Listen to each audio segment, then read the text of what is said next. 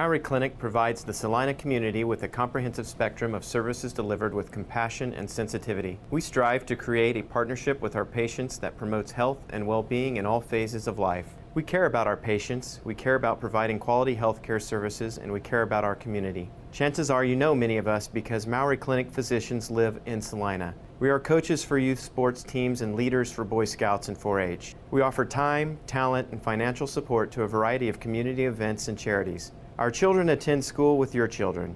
Our families attend worship services with your families. And we are proud to call Salina home. We have a vested interest in the success of this community, and we remain committed to an independent practice model that promotes our proud heritage and philosophy to provide quality medical care centered on the relationship between each patient and the physician of their choice. You have a choice for your medical care. Choose a doctor dedicated to the pursuit of excellence in healthcare services. Choose Maury Clinic. My wife hears a big thump in the living room, and then they'd rush me to the hospital. The doctor and the chaplain looked at my family and said, "We have a very sick man. He only has 5% chance of survival." I had a fibrillator/pacemaker put in, and the second time I went into surgery, they actually did 4 bypasses. The team at Salina Regional Health Center, it's amazing what they can do. Couldn't ask for anything better. I think it's a whole new perspective I have on life, thanks to Salina Regional. And it's ongoing. It's not going to stop next week. It's going to happen for the rest of my life. I hope to live another 20 years. But I can't live without those guys. I mean, they're watching my back. I don't know why I'm still here. You know, obviously the Lord has more things for me to accomplish. I mean, it's just good to be alive. Good to be alive. The friendly staff at Salina Sports Medicine Orthopedic Clinic, located at 523 South Santa Fe, are always welcoming new patients to serve in the areas of sports medicine, total joint care, and more. You can contact the office at 785-823-7213 or toll free at 1-866-406-4141.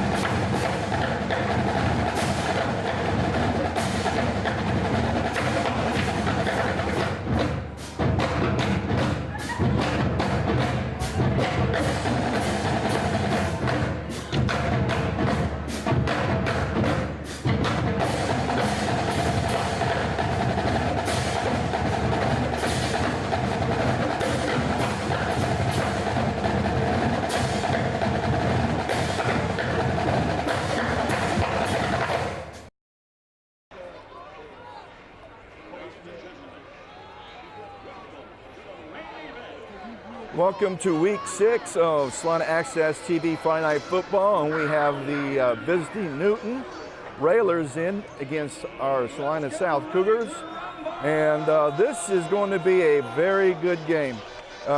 If any of you watched or was here for week 2 when Newton really just dismantled Central. When Coach Wollenberg called off his first team offense, they were up 49-21.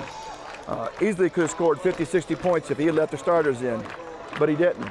And I was talking to Coach Sellers before the game, and Coach Sellers was telling me that he watched the tape of that game, and he was immensely impressed at how big the holes were that Newton was blowing up in Central's defensive line. And that's something that's concerned them, especially since they've got a number of injuries. And one of the biggest ones is Cole Hoover, who is one of their starting linebackers. He should be back hopefully next week. And Ryan Fox, who also plays linebacker and is the starting fullback, he's out this week. We've got a number of kids out. You got Dalton Wassenberg, the backup quarterback. He might be out for the rest of the regular season, might get him back in time for playoffs. Drew Hilt, both him and Mr. Fox suffered concussions last week. They expect them back next week, so they're only going to miss one game, hopefully. I don't know what's wrong with Mr. Lampy. He's a linebacker, junior linebacker. And Brady Shirk, junior offensive defensive lineman, and Colin Salmons are out. And I think Colin is going ahead, is elected to have the surgery, so he won't be back. They tried a new different brace with him, and the brace did not work. Now for Newton, they're missing a couple of people. These rules provide for fair competition among players. One is number 9, John Girardo. He's a senior wide receiver, decent back, and this kind of hurts him. He's played, this would be his 3rd year of playing varsity, and he had surgery a week ago, Coach Wallenberg told me, and he's out for the year. The other one is Colton Fannistil, 78. He's a junior offensive defensive lineman, and he might be out for There are no play areas here in Salina maybe Stadium. for the year. They're waiting to see. They don't have to do surgery. They think if he just takes it easy, doesn't do any twisting, doesn't do any quick lateral type stuff, that the knee could heal itself. So being a junior, he's got his senior year. Don't take a chance, get it up, and have to have surgery on it. So those are the 2 injuries for Newton. And I was talking to Coach Wallenberg, and he told me, I said, I know, Coach, you're probably not showing your whole package yet. He goes, no, we always try to save some for district and then for playoffs if you qualify. I said, but you have opened it up more than you did the second week against Central. He said, yeah, we have a bigger package now. And what they're gearing up, of course, their district is Emporia, Valley Center, and Andover. And south is Great Bend, the McPherson, and Hayes is their district. So, no, excuse me, Central, not McPherson. Central, Great Bend, and Hayes is their district. So this should be a very interesting game. Both teams come in with winning records. We're going to have to wait and see how this plays out. But I really do believe the South offensive line takes over that line of scrimmage.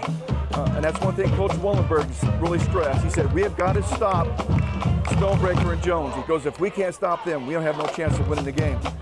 But Coach Sellers told me this. He said, Stu, he said, if they bring a man up in the box, which is a safety, and they only got 1 safety deep, he said, we're going to make them pay for it. So that's telling me that they have got their game plan set, that they're going to try to run the ball. And of course, all South teams like to run the ball, move the chains, control the clock. But if they're going to crowd the line of scrimmage, they're going to beat them over the top. And they got Aaron Marr back, who is a wide receiver, defensive back, a senior, who missed last week. And he adds another weapon alongside Zach Nakbar. And I got flipped my program. And Jacob Marcotte, who's a sophomore, this Marcotte is going to be a really special wide receiver in the years to come. There was kind of an up kick. And they kicked it over to John McNabb, a senior 5'8" wide receiver linebacker. And you saw he did. He just caught it and went straight forward, north and south, lowered his shoulder, and just ran over a Newton guy.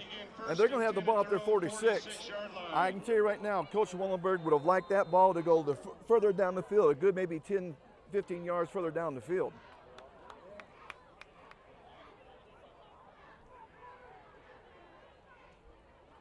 There's a quick pitch out to Mike, who's got the corner. Mike Jones, the ball carrier. Just missed one block. Tackled by Braden Morrison. He's going to pick up, it looks like about Gain of 2 yards. 2 yards. The Cougars will If have the wide receiver could have got a little better block on that defensive back up there, Mike would have got a lot more positive yardage. But I really think that what they want to do is, this is a big defensive line, and if you can get them running from side to side, you'll wear them out. And when you wear them out, then you can start running straight ahead on them. There was a quarterback keeper to Justin. He faked it to the up back and then followed both the fullback and the tailback up into the hole. He's going to carry it over the 50 down to the 47-yard line of Newton. That's a gain of 5. Now you got a 3rd down and 3. And I really believe we're in 4-down territory. A number of the kids have started cutting on the South team have mohawks. And I asked Ryan Fox for the game. He says, it kind of got started. Now just more people are doing it, but not everybody's doing it yet. It's a quick hitter to Mike Jones. So he's going to be down inside the 45, down to about the 43. That's going to be enough for a first down. Tackled by Luke Porter. He is down to the Railers' 42-yard line. First down, Cougar. At about the 42, just outside the 42 of Newton. We also got number 2, Eric McCullough back. He's the backup tailback. There's a read option type play to Mike Jones. There's a flag there. I think it's going to be holding. He's going to carry the ball down to about the 35, but that's going to come back. I think you're going to have a holding on South. The referee threw that flag.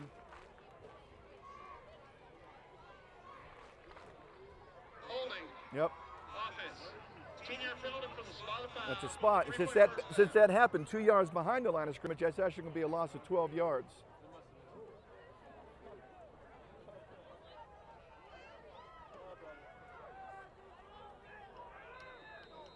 But South has the kind of offense, they can make this up. You got first down and 22.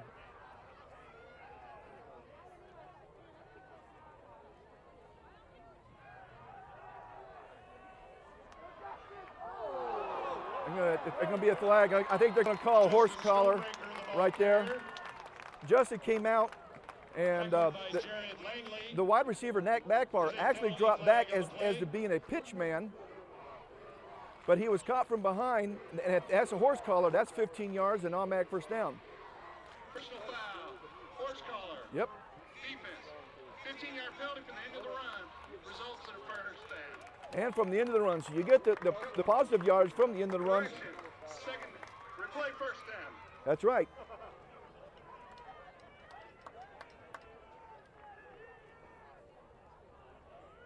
Well, if they're going to call that at the end of the play, then that really should be second down.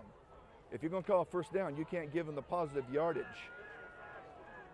that he got on the carry.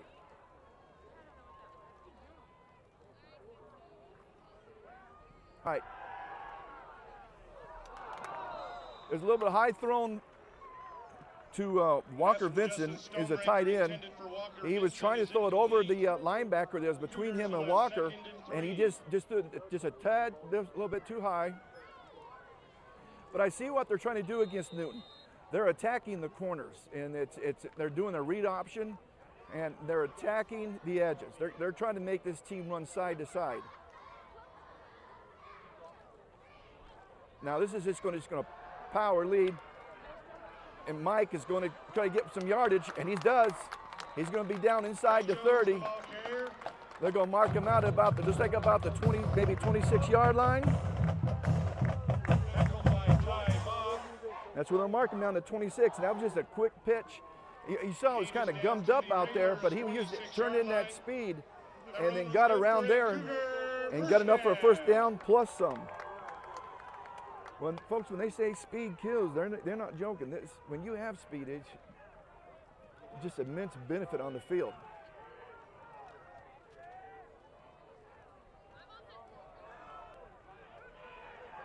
Okay, there was just a double lead for Mike Jones, and there was nothing there.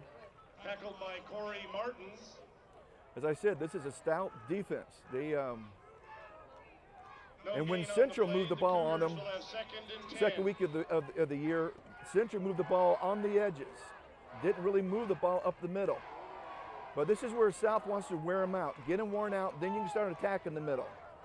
And here's just a quick throw. And since it was a ball, that was a pass behind, that was a lateral. And Zach didn't catch it cleanly. I think he took his eyes off the last minute. Maybe trying to look upfield. Ball carrier Zach Nockbar. Tackled on the play by Jared. And that's going to go all the way back to the 36. That's going to be a loss of 10 yards. You got third down and 20 from there. Loss of 10 yards on the play. Cougars will have third and 20. You got to wash that ball all the way into your hands. And that's a cardinal mistake by a wide receiver. He's looking to throw. And he's got Zach Nackbar down inside the 25. No, they're saying incomplete now. Incomplete. That would have put the ball at the Pending on 23. play was Matthew Willis. Cougars will have 4th and 20. 4th and 20 from the 36. And they did not bring the punt team on. Unless they line up in a shotgun and let the quarterback, Justin Stonebreaker, just do a pooch kick. The play comes in with Mr. Marcotte.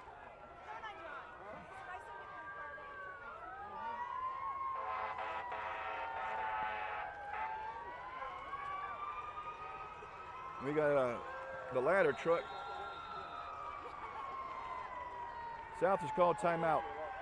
Timeout, South. Their first charge timeout of the half.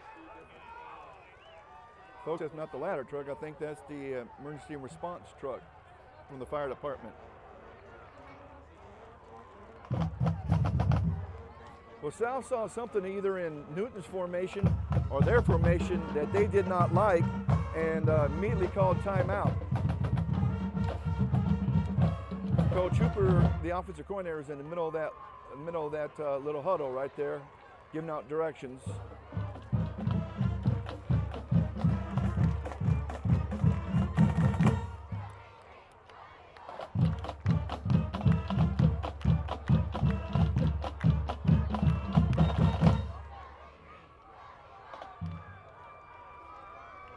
And now there goes the ladder truck.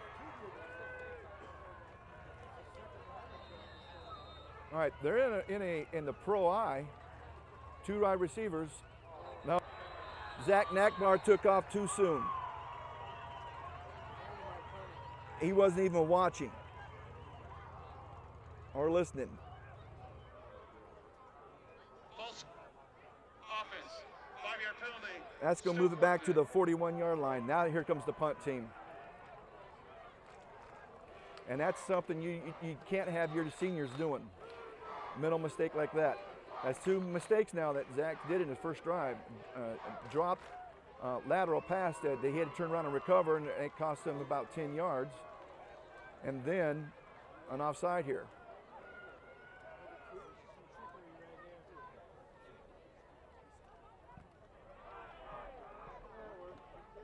Going to be caught about the 10.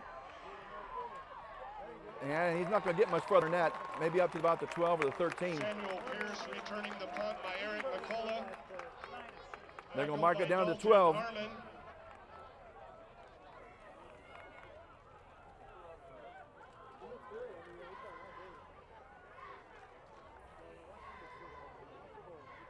They said Dalton Harmon was off that tackle, and he's number 54, senior linebacker. 12-yard line.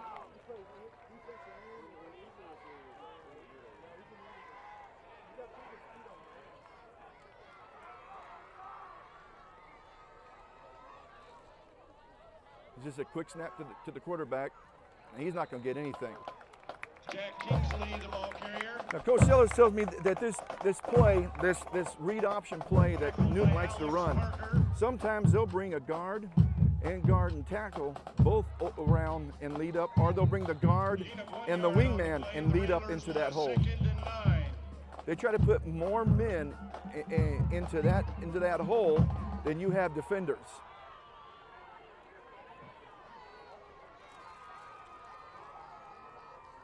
Here's the read this way. One missed Seth tackle, Hill, the ball carrier. but he's still only going up to about the 17, so that's going to pick up a 5. There'll be Tackled by Dalton Harmon. 3rd down and 5 from there.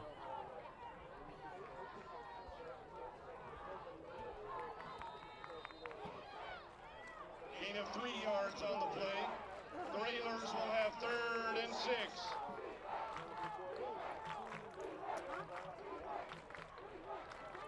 Well, to see if South can hold Newton here deep and force him into a punt situation. He's going to look to throw it. Way overthrown.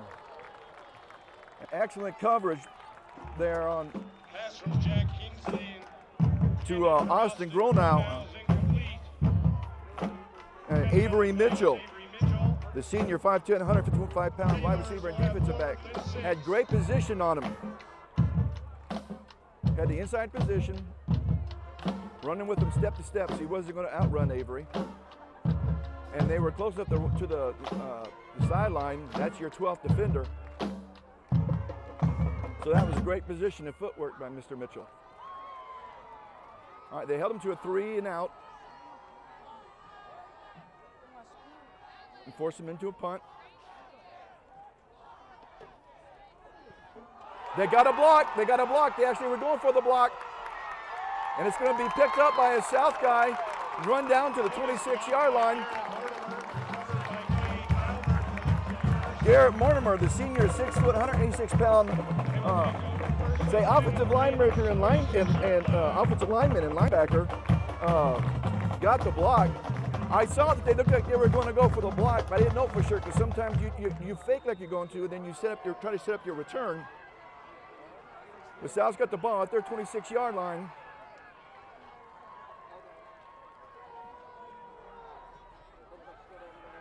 There's a quarterback keeper. He's going to take it all the way up the middle. That's the quarterback read, where he faked it to Mike Jones. The linebackers and safeties read Mike Jones. Coach Sellers told me Justin's going to be reading the linebackers, and he'll make his decision on what the linebackers do. And they immediately started following Mike Jones. He kept it, just went right off between the guard and the tackle on the right side. And as you saw, and again, speed, folks. That speed took him right into the end zone. And Kevin Cross is on to kick the extra point. The kick is good. And with 6 minutes and 19 left to go in the first quarter, he goes Sonic South 7, Newton 0. Well, you could almost say, aside for where they had to punt the ball and then force Newton into punt and block their punt, you might say that was just an extended drive for South.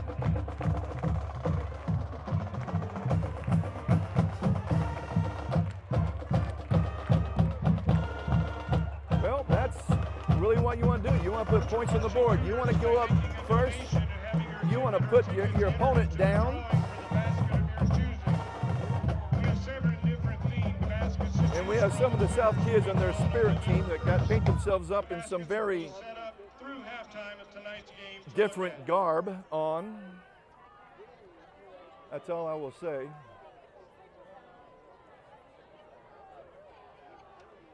Kicking off for the Cougars is Dalton Harmon. Deep for the Railers is Matthew Willis and Seth Hill. Don's going to do the long distance kicking. I don't know if he would be, if someone would need to kick a field goal, if it would be him or Kevin Cross who would kick the field goal. But he's left-footed. He's going to kick it. It's going to land right about the 15. And he's going to be stopped right about the 31-yard line, 32. Mark at about the 32-yard line. 17-yard return. It was a bit of a line drive. You'd like to have a little more airtime to get your coverage team a little more time to get down the field.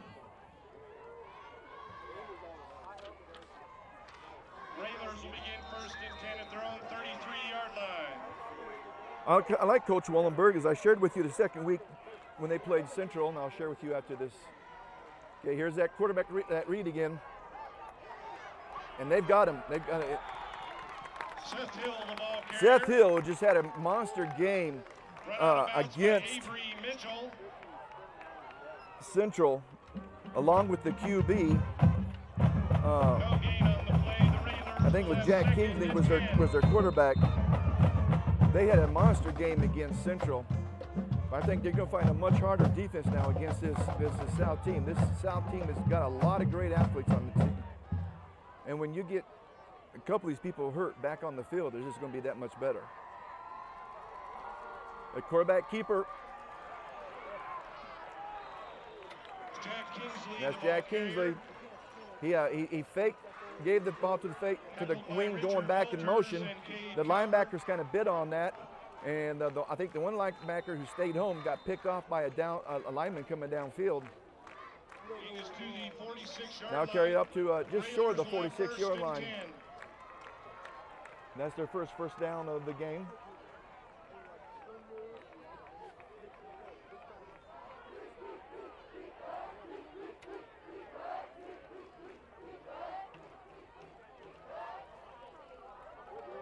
Here it is, same play again. He was dropped by number 70. Tackled by Alex Parker. That's Alex Parker, junior, 5'10", 225 pounds, defensive lineman. Second and 11. Again, folks, that just, there's no, penetration just stops about any offense. But you're gonna have penetration that with the head up, under control, and can react to the ball carrier. That's just the biggest thing you got to do.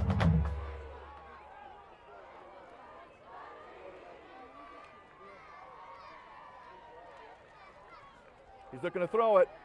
He's getting a pass rush, and it was thrown behind the wide receiver, and because if it had been thrown right at the wide receiver, he would have got hit pretty good by the defense because he had to jump back.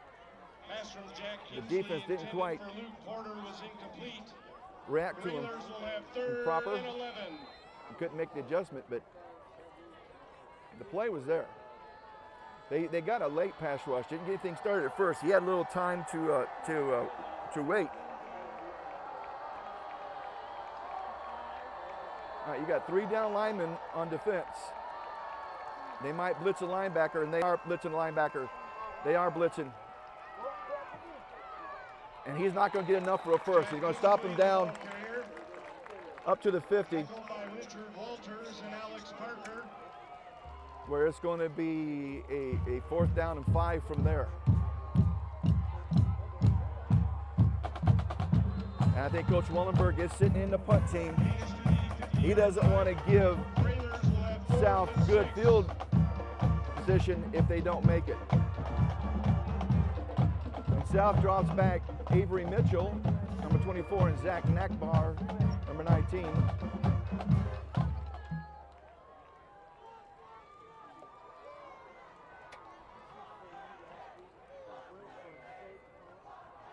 Now they blocked the last punt. They blocked it again. This time it's rolling backwards.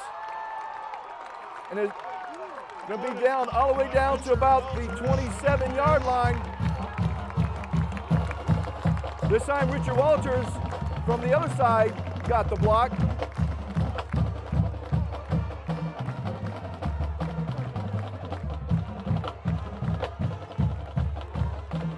Cougars will take over first and 10 at the Railers' 27-yard line. All right. News had 2 punts. It had 2 punts blocked. That's not going to make Coach Wallenberg very happy. And then we'll give it to the man in motion, which is Zach Nakbar, who's got the speed in the corner. He's going to be marked out about the Nakbar, the ball carrier. 26-yard line. That's going to be enough for a first down. That's a pickup 11 yards. Gain is down to the 16-yard line. First down, Cougar.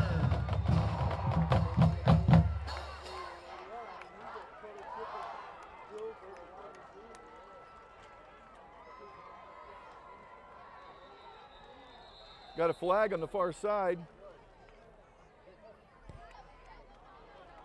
I was watching an official on this side, and he was motioning that the wide receivers had to go up or back.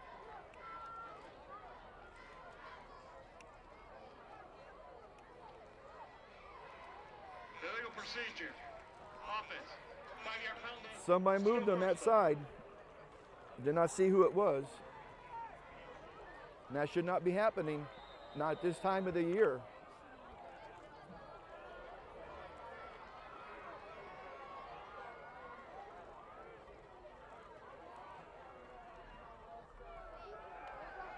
And Justin faked like he faked the handoff and then kept it around the right side. Stonebreaker, the ball carrier. Tackled by Samuel Pierce. Samuel Pierce came up. I believe he's playing a safety position. If I can see where Crosses to he's. the 24-yard line. Yeah, he is a playing safety or cornerback. They just have him as a DB. Okay, 2nd and 18.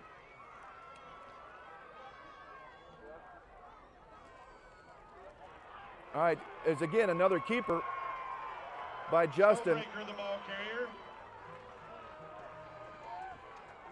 That's got Sam Sellers out on the field yelling at somebody. I think it was the offensive lineman. coach still coaches the offensive and defensive line.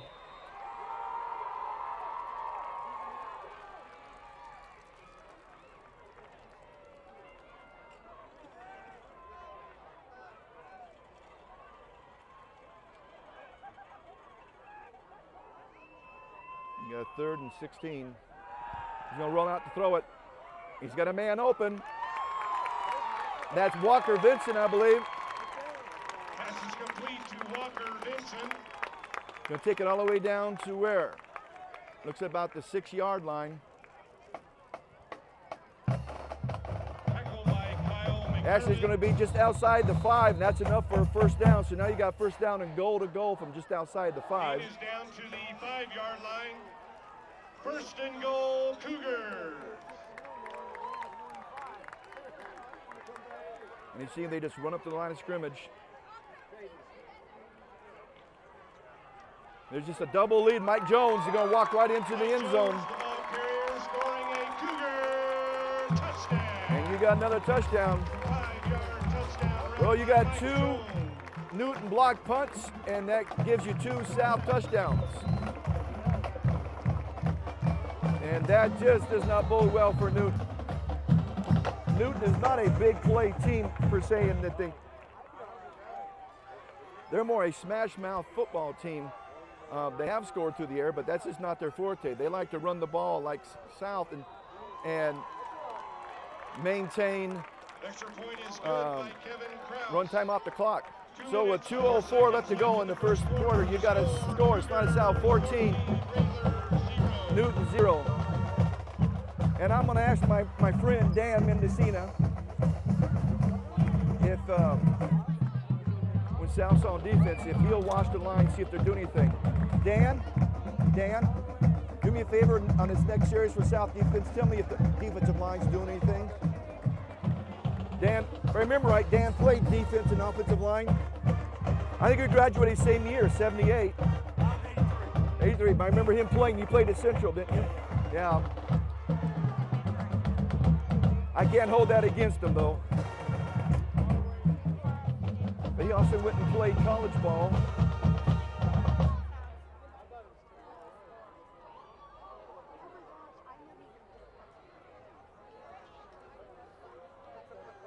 Well, I wonder how Central's doing down with Andover Central. Since Central played last Thursday, all the South Central coaches went down to Andover Central and scouted their game last week. I asked Coach Hall if they were going to leave somebody here to do South, and he said, no, we don't really have to. We know what they're going to do. We already know what they are doing. Okay, that was caught by one of the upbacks, but he was actually going backwards, so he had to stop, which was not really a good decision. He should have let one of the upbacks come up who was already going in the direction you want to go, so they're only going to get the ball at the 28. He ran maybe 2-3 yards further back after he caught the ball where he could stop and get a turnaround and get going. That gave the coverage team time to get down and cover. Railers will begin first and 10 at their own 28-yard line. All right, South has forced 2 punts, blocked 2 punts. Let's see what they do here against the Railers.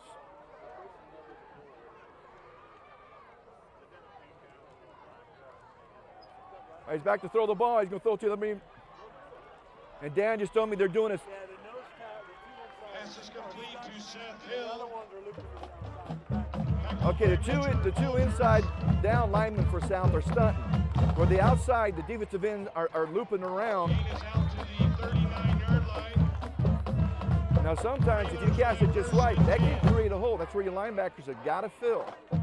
But by doing that stunting, you're making one offensive lineman switch. And when you make offensive linemen switch, if they don't communicate well, then you got a chance to get that penetration and get in the end zone.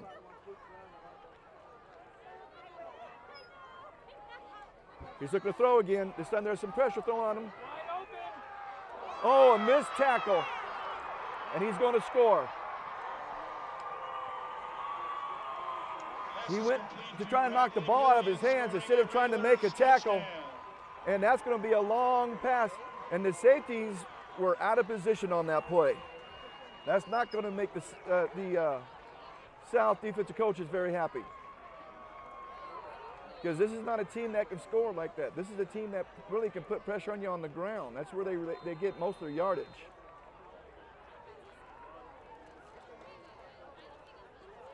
One man came up, but he was one man too many.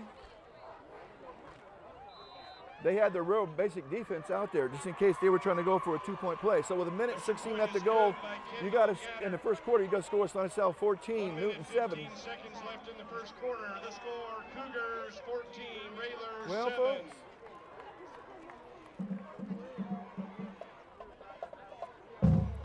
now that changed the tenure of the game just a little bit.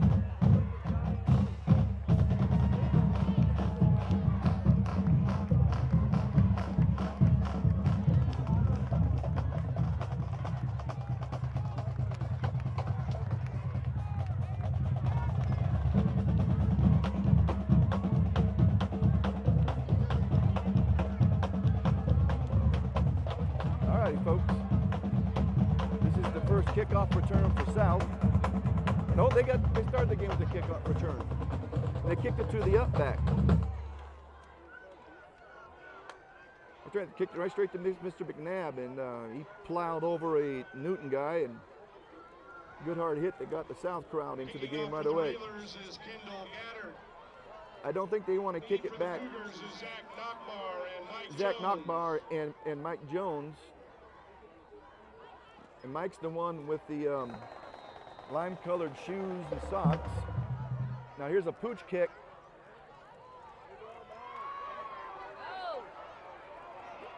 He's got some blocks. He's got some blocks.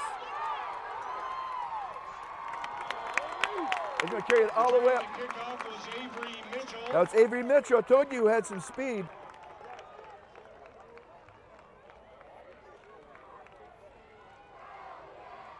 Tackled by Joseph McConnell. Cougars will begin 1st and 10 at the 50-yard line.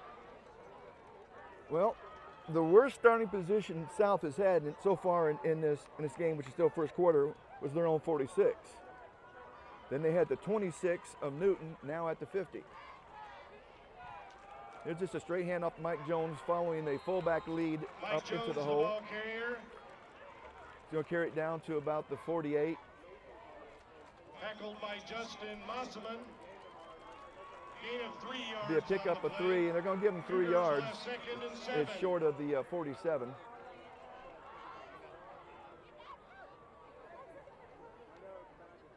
And I tell you what, Newton's defense has been on the field for most of this first quarter. And that does not bode well for them being able to stay fresh. There's a kind of a counterback with Mike Jones, and he's going down inside the 45, down to about the 44. Tackled by Samuel Pierce. That would be a pickup of 3, and it'll be a 3rd down and 4 there. Cougars will have 3rd and 4.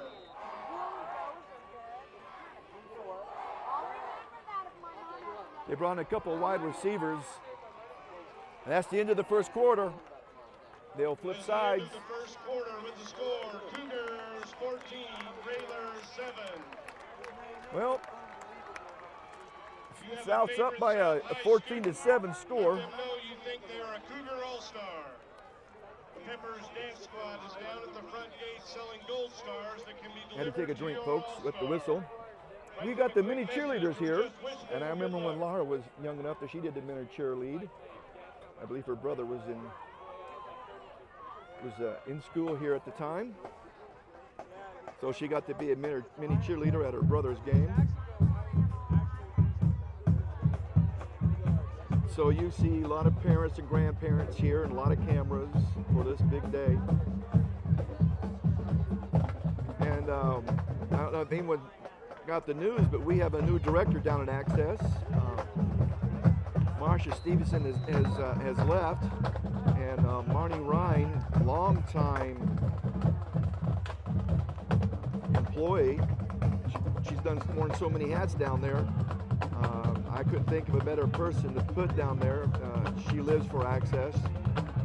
not just her job, but this is something she enjoys to do. That's what her major was, in this kind of performing art type thing. And she loves this part of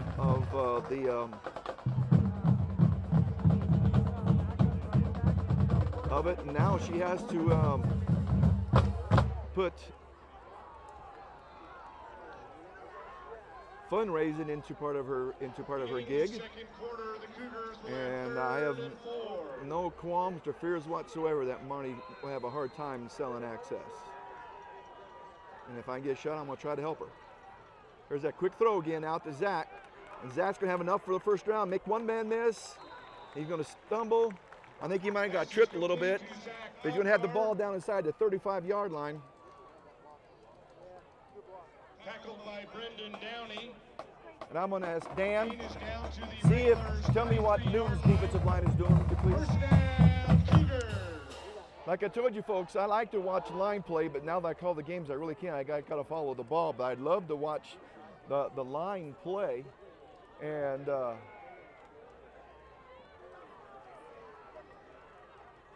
if I could coach again, that's what I would coach.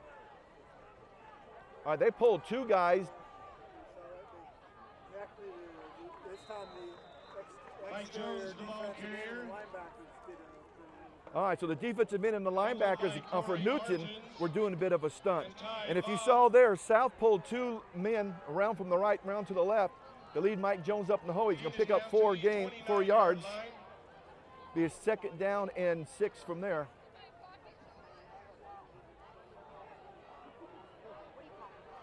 Cougars will have 2nd and 6. You got all these people doing line stunts and linebacker run blitzes and pass blitzes, and there's a lot of mental stuff going on in this. Oh, Zach was wide open. Now there's the flag. There's the flag. I think Mitch Roach was wide open, and Justice Stonebreaker just threw it. It's a little bit too careful. He just needed to lead him a little bit more, but in the process, because Mitch had to come back to get the ball, the defender hit him right before he could try to catch the ball. And since he did not turn around and make a play on the ball, that is defensive pass interference. Pass interference. Defense. Half the distance for the previous spot. Okay, that's a half distance. And that's an automatic first down. Should take it down to about the 15. They had the ball just, I guess, inside the 30. That's why they say half the distance.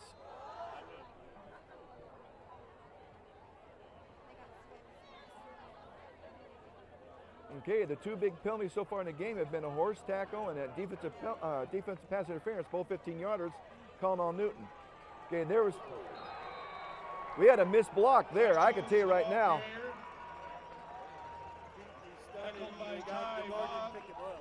So there was a stunt and maybe a lack of communication. He didn't get picked up, and he stunted right into the play and it hit Mike Jones for no gain. No gain on the play. The Cougars will have 2nd and 10. Communication is very key on that offensive line. Very key. You got to communicate, and you'll have different words like might be crossing left, crossing right. There's a handoff to Mike Jones. He made one guy miss, still make more guys. He's going to get down inside the 15, but he's only going to pick up a yard. The blocking wasn't quite there on that play.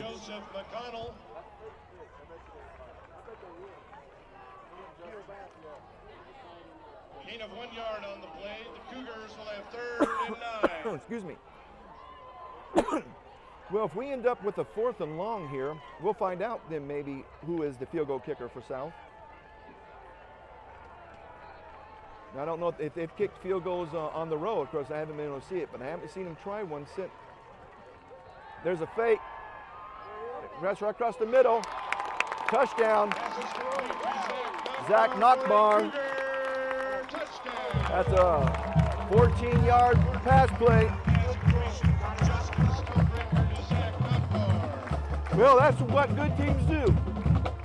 When the opposing team scores, good teams answer right back. And South took that ball, got it to 50, took it right back. Had a nice return from Avery Mitchell on the kick return when they tried to do a push kick, and he came across field and picked up a couple of nice blocks. And Kevin Cross's kick is up and no good. No good. Wide left. Extra point is no So with good. 9:22 left to go in the second quarter, you got to score South 20, Second quarter. Newton 7. Score Cougars 20, Railers 7. I don't know if he just, his plant foot was quite right or he just hit it quite square with the foot. There's so much into kicking that a football.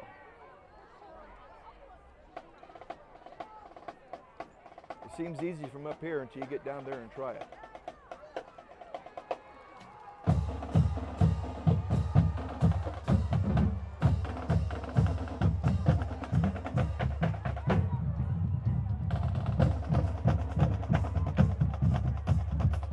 Band's in good form. Last game, the drumline did an awesome after-game show. Central's drumline always does an good after-game show, and I talked to the coaches last year about maybe we could do a drumline. And of course, the drummers always want to do that. Matthew Willis and Seth Hill. They didn't want to think they were kind of copycat. They just want to be their own drumline, and they are.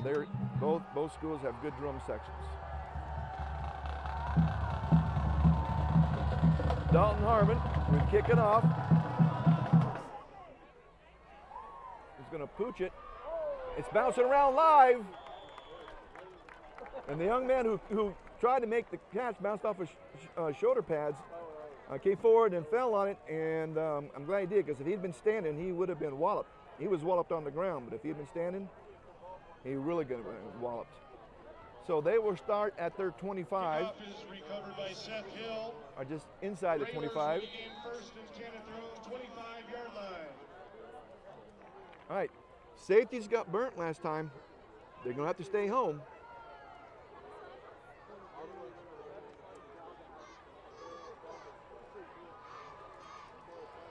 They're looking to throw to the underneath man, As intended for Seth and it was Hill, incomplete. And I kind of watched a little bit on the defensive back, and they had Mr. Walters, who's a linebacker, out there, and it was a running back had gone out into that formation, but Mr. Walters was a little bit too far off the line of scrimmage. And a couple of the defensive backs are talking to him about that right now. He needs to come up and get a little closer on him. He doesn't have that separation. If you can blanket your guy and make the quarterback hold on to the ball, that gives your defensive line more time to rush him. Almost intercepted. And if they had been intercepted, Pass intended for he would have Seth been Hill. into the end zone. Defending on the play was Zach Knockbar. Zach closed fairly well, and that ball was a little overthrown and thrown out to the outside. It may have been in foot back this way. Zach would have had a better chance of intercepting that, but he got to it about the same time the wide receiver did. That wide receiver just saved 7 points, or at least 6.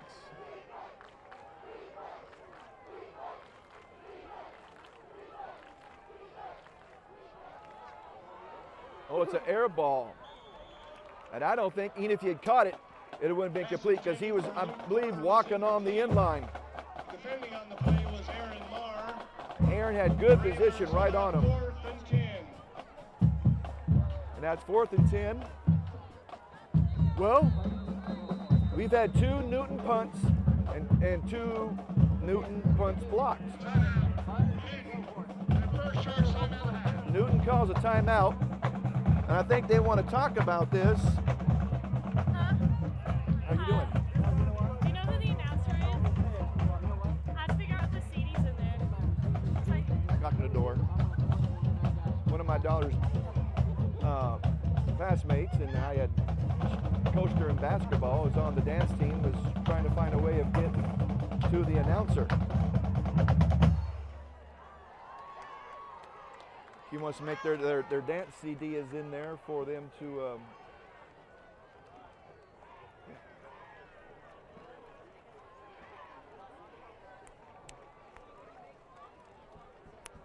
we tried. She got in now. You want to make sure they have their CD and their CDs ready to go for their dance tonight. But this young lady, when she first came out to practice, she wouldn't play defense. She was scared. She was actually crying tears. And I took her aside and said, "Why don't you play defense? I don't know how to play." By the end of the year, she was so aggressive, and she's quick and very athletic. And it surprised me she's on the dance team. She was so aggressive. She would knock, this was about 2nd or 3rd grade Y basketball. She would knock the girls over and the ball. And we just sat back, coach going, "Yeah, we love it, we love it." Oh, there's 5 yards. There's 5 yards on South. Encroachment. Defense. 5-yard penalty. Still 4th down. And that was by, I believe, Cole Smith, who knows better, a senior.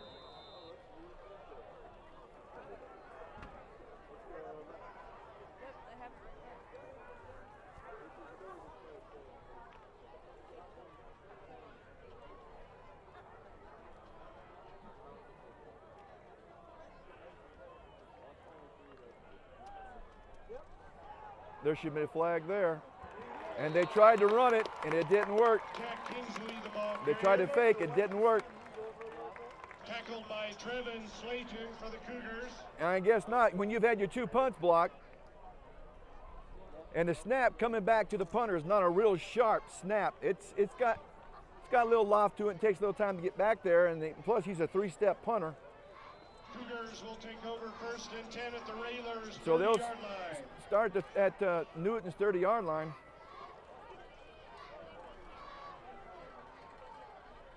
It's a handoff back to Zach Nakbar. They're going to throw a penalty. Zach Knockbar, the ball carrier.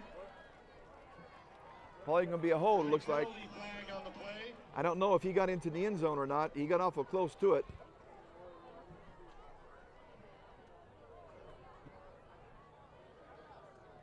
South needs to clean up these penalties.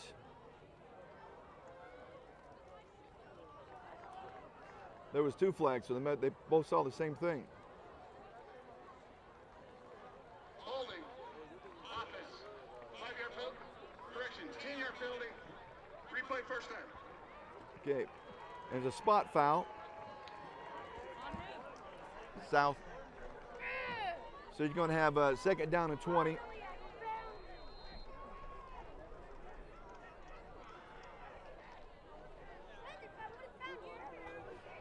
And that was a nice play. I don't know if he got into the end zone because there was no touchdown sign given. There's Mike Jones.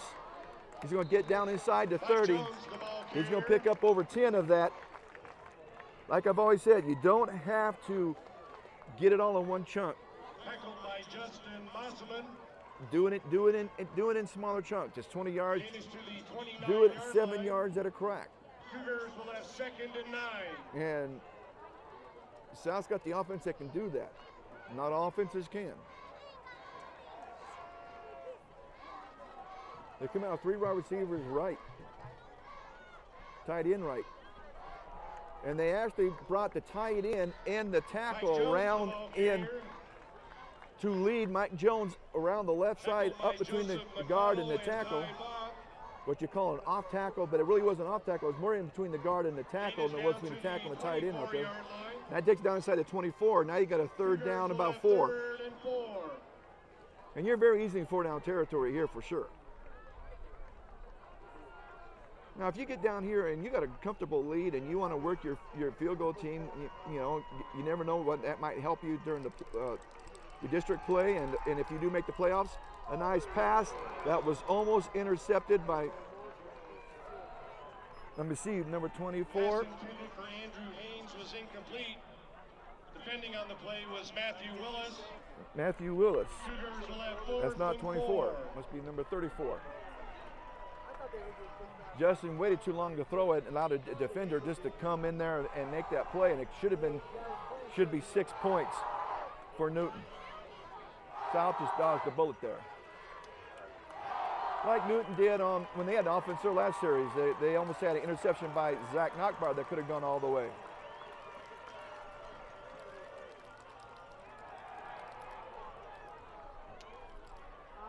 He had a man all the way in the back in the end zone open, and he didn't see him.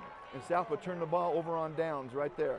Pass intended for Mitch Rhodes. And I think if he would have ran it, he could have picked it up.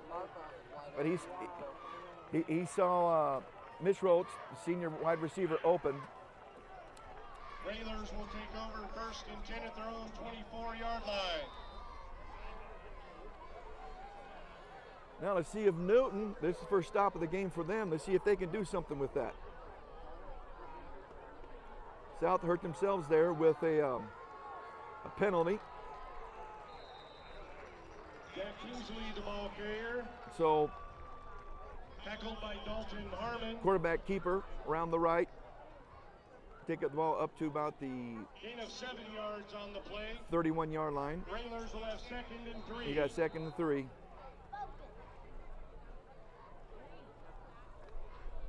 This is where the defense has to keep themselves fired up and force a 3 and out.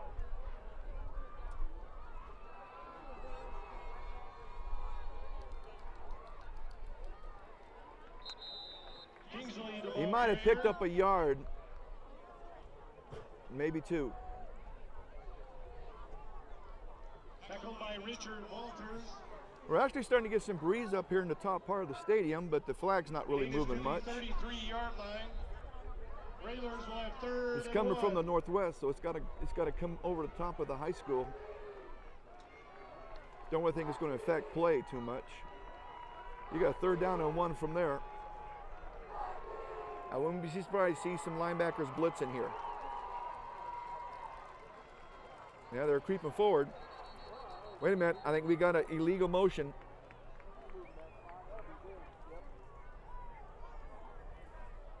The defense flinched, which they can do. False start. Newton reacted to the flinch, which they cannot do. 5-yard penalty. Still 5-yard penalty. Now you go from 3rd and 1 to 3rd and 6. That changes your play call right here. I still think you go after it as a defense. You don't want them to have a 4th and close, even though the first down is right about the 30, just over the 34-yard line.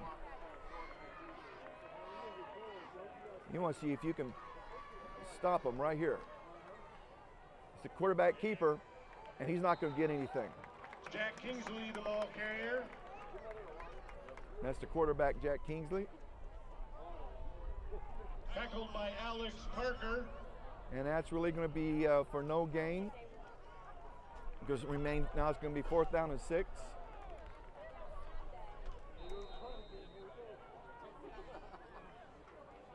Railers will have 4th and 6. And their punter is back. I said they've blocked 2 already tonight. And they almost got to it. It's going to be way out of bounds. That's not even going to be close. It's not. Punt by They'll mark it at the Trent Sturgeon. 47-yard line. It's out of bounds at About a the 20-yard punt. 47-yard line. And They will take over 1st and 10. South's worst starting position so far in this game has been their own 46. Then the 50. This will be the 3rd time they've started the ball inside the 50-yard line of Newton. You just can't do that and win games. You can't give your opponent the ball on your side of the 50 consistently and win games. Coach Wallenberg's got to get into halftime and get something straightened out with his team. But if it's just a case that South is just that much better of a team. Zach's going to throw it. And it wasn't even close. Matter of fact, the defender was closer to it Pass than from Zach Nockbar intended for Mitch Rhodes was incomplete. to Mitch. Defending on the play was Matthew Willis. Cougars will have 2nd and 10. And that's where if you're, like I said, the wide receiver, you got to turn defender. But it was over badly thrown. And Zach Nakbar is a wide receiver, so he might have played quarterback sometime earlier in his life. I don't know if he did or not. Plus, he had gloves on. If you're not used to throwing with gloves on, then it's a little hard to throw when you're not used to it. It's a lead to Mike Jones. Makes one man miss. He's going to get up to about the 45-yard line, down to the 45-yard line. Tackled by Ty Vaught. Gain is to the They'll pick up a 45-yard 2, line. 3rd down and 8. Cougars will have 3rd and 8. The last few toss plays for South have not really done a whole lot. The Newton defense, so their linebackers and safeties are getting out there quite well. I think the quick pass, which is what they did last week very well, and they've done a couple times here tonight, to the wide receiver will work. Here's just a pure option play with Justin. He made one man miss. Ball's loose. Justin Stonebreak And Newton falls on it. They fumble on the play.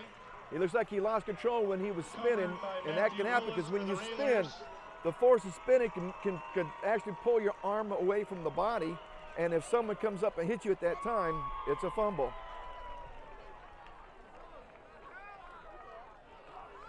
Well, the first turnover, per se, goes against South. And Newton starts at their 35.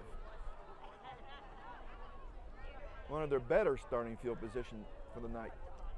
They're going to hand to the man coming in motion, or maybe it was been the up back. Tackled by John McNabb. Back to the right, and I don't think he's going to, he got maybe a yard. Gain of 1 yard on the play. The Railers will have Second down and 9 from there.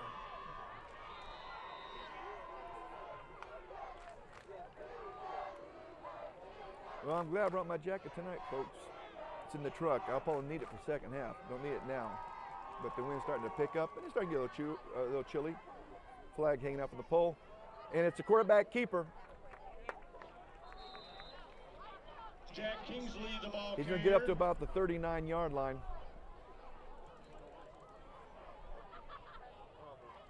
Tackled by Cole Smith and Dalton Harmon.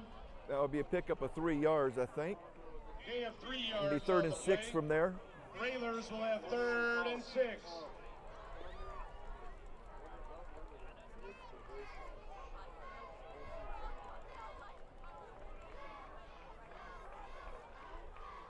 This is a key 3rd down here for Newton and for South. If they can put a stop to it and hold them, it's a quarterback keeper, and he's going to get tackled. Jack Kingsley, the ball He's actually going to lose a yard on the play. Tackled by John McNabb. Back to the 43. And make it a 4th down and 7. That's what you want. You make them lose a yard. Railers will have 4th and 7. And South's only going to drop 1 back this time. They're going to have 10 up there because they've already tried to run a fake. Their first 2 punts were blocked. The 3rd punt, they ran a fake. Didn't go anywhere. And their 4th punt only went 20 yards. So I think they need to work on their punt teams. Quite a bit, Mr. Schwinn says. Quite a bit. Yes, I do. Well, they went and dropped Avery Mitchell back too now. Now they're actually setting up for a return. A very low, squibbly kick. And Avery did the smart thing. You're actually told if it's bouncing around, get away from it. Don't touch it. Because that little oblong ball does some funny hops. Get away from it so don't touch you, and then you give them the ball in your territory. So South will start with 1:59 on the clock. They got 2 timeouts on their own 32. Cougars 32-yard line. They will take over 1st and 10. And that just wasn't much of a punt. I don't think that's what he was trying to do, but that's just what happened. So yeah, they need to work on their punt team. Because I think it got about 15, 20 yards on a bounce.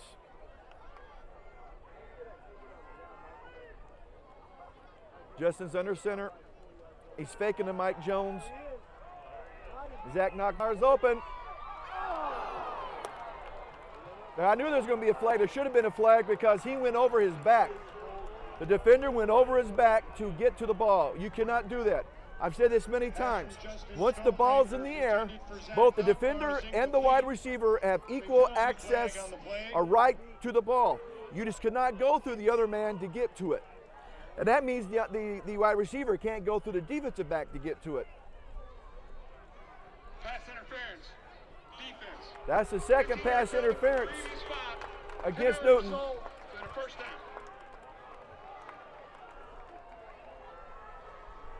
Be from the 32, it should be up to 47-yard line.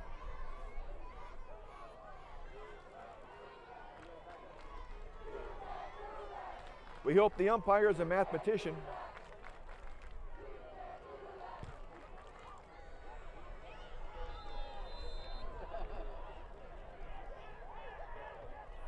And now they go out with 3 wide receivers left, 1 right, and he's going to roll and hit this man. I believe is number 14, Andrew Haynes, senior 5'7", 135-pound wide receiver and defensive back, and he's going to take the ball down to the 42-yard line. That's enough for a first down, and he went out on bounds to stop the clock. Gain is down to the Regulars' 42-yard line. First down, Cougars. Now they come out with 3 right, 1 left. You got Mike Jones in the up position, back to block, and he overthrew Zach. Pass intended for He Jacob put a little bit, Arnold, just was put it a incomplete. little bit too much on the Cougars will football, have 2nd and 10. and was not completed. Justin is 5'11", 171 pounds. I can see him playing next year, maybe at a 4-year school such as KCAC school. I don't know if he's big enough to play bigger than that, and I know say he's not that. He's a great athlete, but when you're playing with linemen who are 6'3", 6'4", 6'5", you got to be able to see over them. Justin on a keeper, he still got it. He's going to step out of bounds. Justin Stonebreaker, the ball carrier. That's 2 long running plays he's had straight up the middle. Tackled by Matthew Let's take him and Willis. mark it out about the 10-yard line. And I hope Mr. Schwint brought a coat with him. He forgot his coat, which I did last week. Gain is down to the 10-yard line. Yeah, it was First last week for me too. and goal, Mr. Cougars. Schwint said it was nice and warm when he left home. But that wind has started. And once the wind started, the temperature has dropped. There's a front. I did not know that. I think we have a little chance to rain tomorrow, if I remember right correctly. A little bit. Yeah, we could use the rain.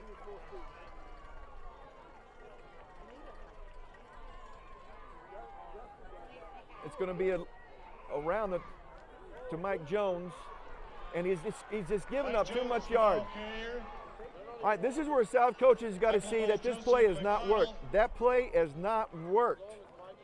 Loss of 5 He only yards got on the 5 play. yards one time, and actually he just outran that bunch and got around the corner, but still only got 5 yards. That play is not working. They've got to come up with something different.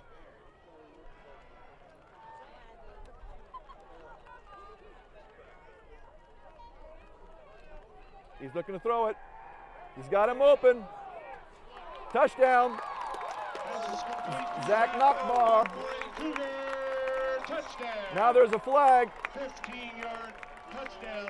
Somebody Justin said Stonebreaker something to for Zach somebody. Knockbar. I don't know what was said because there wasn't any touching. There's a penalty flag on the play. Somebody said something.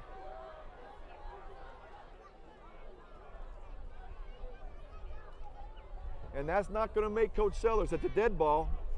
So that might be put on the extra point attempt.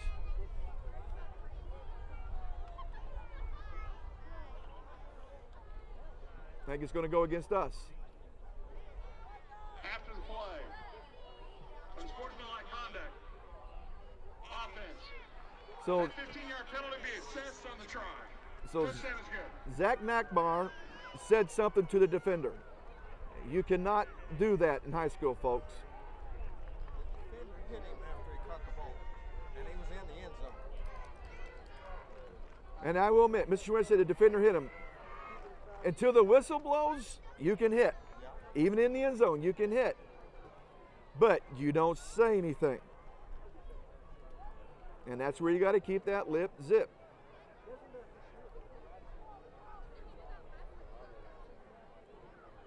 And I'm sure when he comes over, or he's not already over here, the coaches are going to talk to him about that.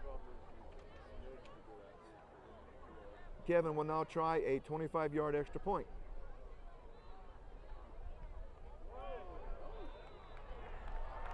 It's good. It's good.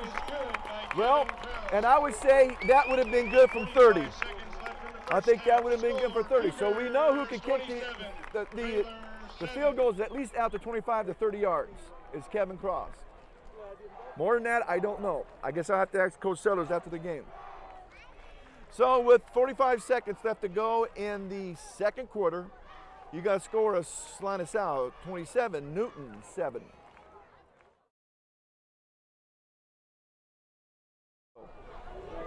Nice deep kick. He's going to catch it and go right back to about the 10-yard line, where he got undercut beautifully. Turning the kickoff was Seth Hill. He's going to get up to about the, looks like the 28-yard line, maybe just short of the 28. Cole Calvert. Cole Calvert, they said. He's sophomore, little brother to Cade Calvert. Cade is 6 foot 163, and Cole is 5'9", 143, so he's got room still to grow. Their own 28-yard line.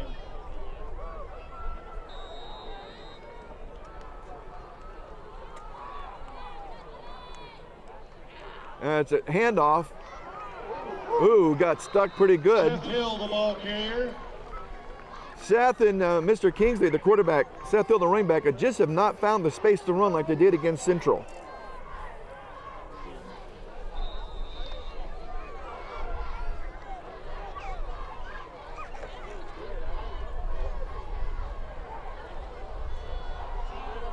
Getting a handoff to Seth Hill.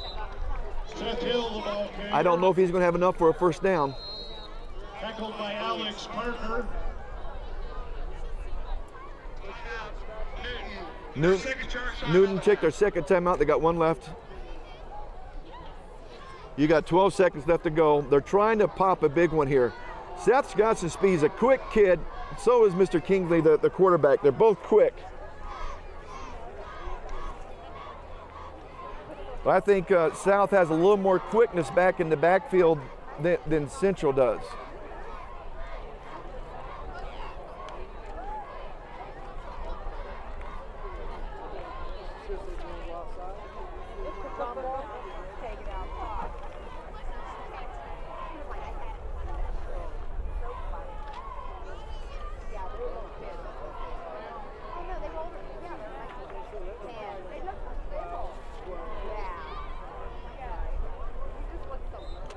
Well, folks, this has been an interesting first half. I figured we had might have a little tighter score. I was figuring maybe 21-14, 24-14, maybe something like that. South setting up 20 points, like 27-7 lead. So.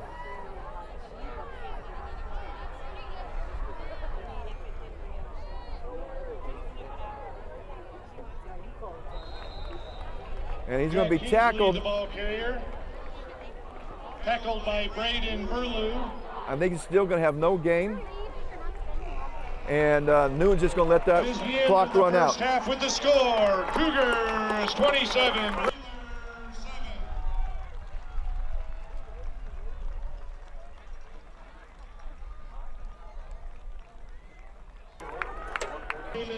Welcome to Monterey Click halftime show. What I shared right before the second quarter ended was that I was figuring a little more tighter score.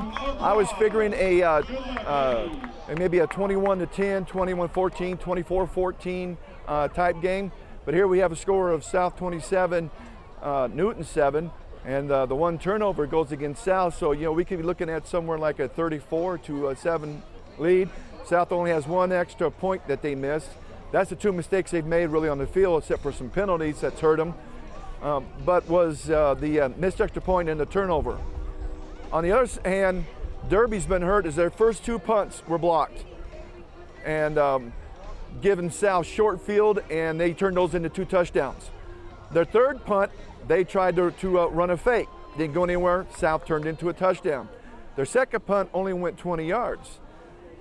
South took that in for a touchdown. Their last punt went about 13, 14 yards. So Coach Wallenberg and Newton have got to work on their punt team.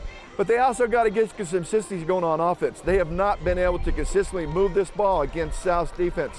And that's something that's got to be addressed. They've not found the holes like they did against Central.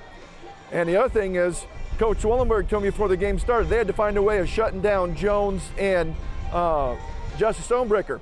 Well, to the most part, they have shut Mike Jones down. They're taking him out. But Justin has hurt him. He's had 2 long run plays up the middle, one for a touchdown, one that took it down to about the 10-yard line, and then they threw a touchdown pass about a couple plays after that. So it's been all Salina South, and I don't see anything changing. I think they're the class of between these two teams. So who knows? I've been wrong before. I might be wrong again, but I think this is going to be a big blowout, and I'll see you at the start of the second half. Welcome back to the second half of Week 6 Salina Access TV Friday Night Football. And we're sitting at a score of Salina South 27, Newton 7. Very easily could be 34-7. But South had the 1 turnover, only turnover in the game so far.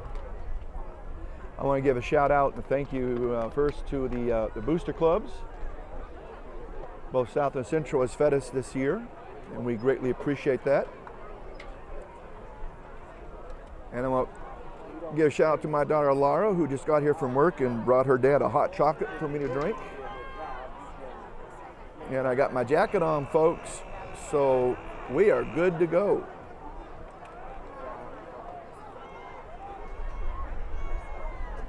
Well, I had a number of people talk to me at the halftime, thinking, you know, South is maybe a play away or 2 away or a drive away from really blowing this game right open, and I totally agree. Like I said, it could have very well been 34-7 if South hadn't had that turnover. And the 1 touchdown that Newton had was a long pass play where the guy got behind the safety, and when the safety came up to make a play, instead of trying to tackle him, he tried to knock the ball out of his hands and failed, and no one else was close enough to make a play on him, and he was able to go another 20 yards more untouched into the end zone, where if he would have just came in and made sure of the hit, it may have held him out. Checking for the Railers is Matthew Willis and Seth Hill.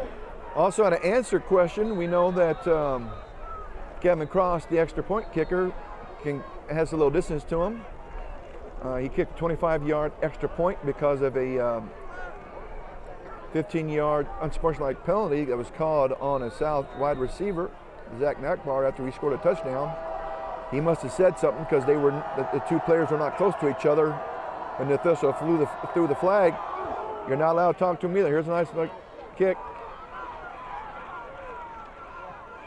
And I think he's going to be down short of the 30, it looks like. Seth Hill going to mark it down somewhere short of the 28-yard line. And I'm glad I brought my jacket because it was warm. It was really nice. But as soon as this wind kicked in that we did not have at all early. First quarter, there was no wind. Midway through the second quarter, maybe a little after the start of the second quarter, with this wind kicked in, it's up here on high. Down the field, there's really not much there. But up here at the top of the stage, where I'm by the camera, and it's dropped the temperature down too. Okay, here's that Reed, and he's going to be gang tackled, and he's going to be, I think, dropped for a loss, it looks like. Back to the 27-yard line. And Dalton Harmon.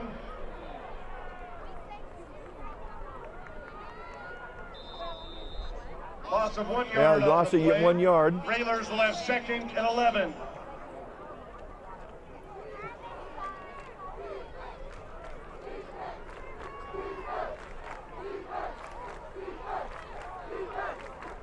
Kingsley's back in his usual. There's the read again. They're going to throw it. He's left-handed.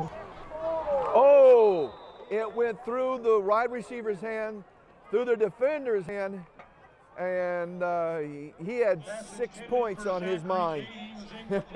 But you have to make sure you catch the ball first before you have 6 points on your mind. Railers will have 3rd and 11. Yeah, he'll be seeing that in his dreams for the next couple of nights. Now you got 3rd and 11. Now if they completed it, would have made it for a 3rd and short, maybe 4 yards or so. They're blitzing, and they're going to tackle them, and I think they're actually going to, maybe for no gain at all. Tackled by Garrett Mortimer and Richard Walters.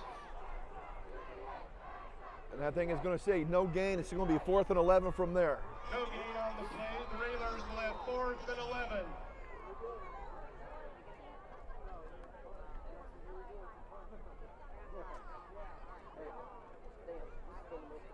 Well, you got 2 men back, Zach Nockmar and Avery Mitchell. Both of them have speed. I'd like to see a punt return back for a touchdown by South. The teams of old, they scored in special teams. A low punt. He went down, it was a low punt, and he went down to a knee to pick it up. As soon as he went down to a knee to pick it up, that's where the ball was down. And punt team has failed Newton again. Frank Sturgeon goes down at the 13-yard line. Cougars will take over 1st and 10. And that's where you're better off squatting to get it, because as soon as that knee touched and he picked up the ball, that's where it was down. And they're going to have the ball at the 10-yard line. No, I think it's going to be marked at the 13. I was looking at where the defense was kind of lining up.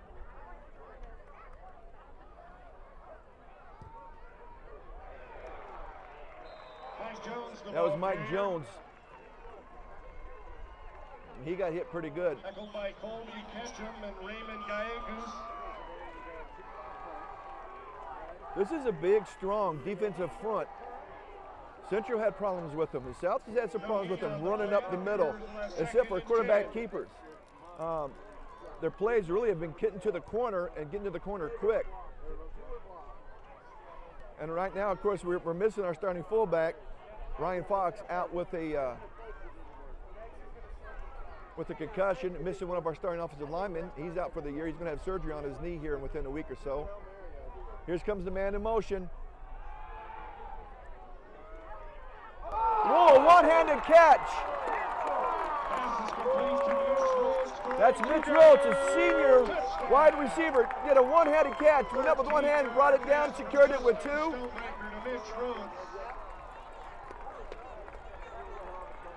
That could be the backbreaker for Newton right there. If Newton could somehow have kept them out of the end zone on this series, that could have been given as a victory.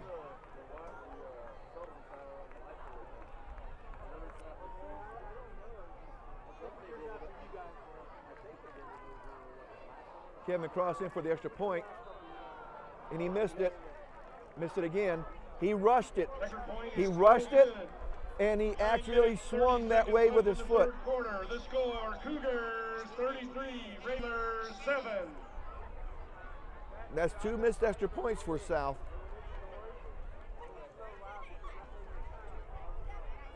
All right, you score with 9:30 to go. You got a score of Salina South 33, Newton 7. South scored rather quickly after the miscue by the Newton punter.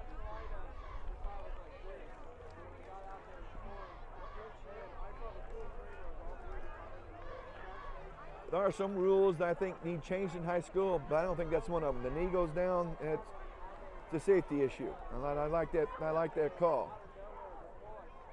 One have to have 1 foot in bounds on a pass catch. That's fine. I wish they would change that in college to 2 feet. It would better prepare the wide receivers for professional ball.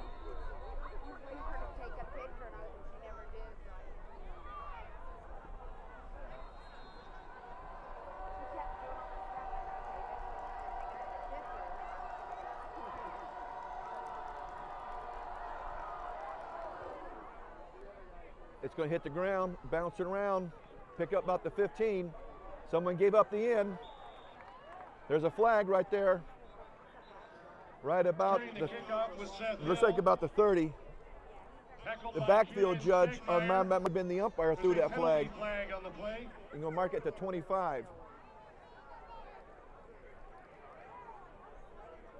My legal block in the back or holding.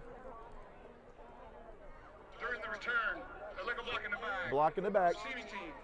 10-yard penalty from spot foul. First down. And that's going to mark it back to the 10-yard line, inside the 10. And it was the umpire who threw that flag.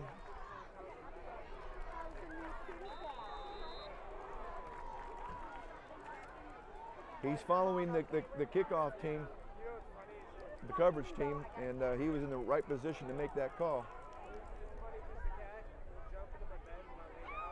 So Newton starts at their own 10, and they can ill afford not to do something with the ball. They need to at least get the ball out of their own territory. Again, Avery Mitchell had that inside position. The ball was thrown to the inside. Great position. Defending on the play was Avery Mitchell. And it was thrown to the inside, but it was thrown just a little bit too much. And I think the wind is picking up now, and it's coming out of the northwest, so it's killing the football that's being thrown from the south. And Jake went down to go shopping. He came home with a cat. You old his dad that. He's back in that shotgun formation again. He almost dropped a little bit. He's being rushed. Ooh. They're going to say incomplete. He was clobbered, and he's slow getting up, which is not a surprise to me. I almost bent him over backwards.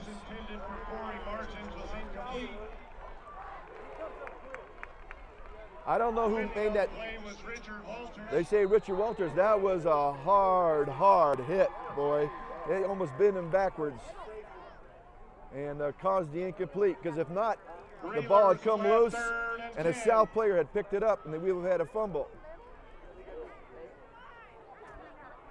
I don't remember what the high school rule is, whether you have to take 2 steps to show a completion or make what they call make a football move to show a completion. But it was ball got there, then hit. They got pass rush on him this time.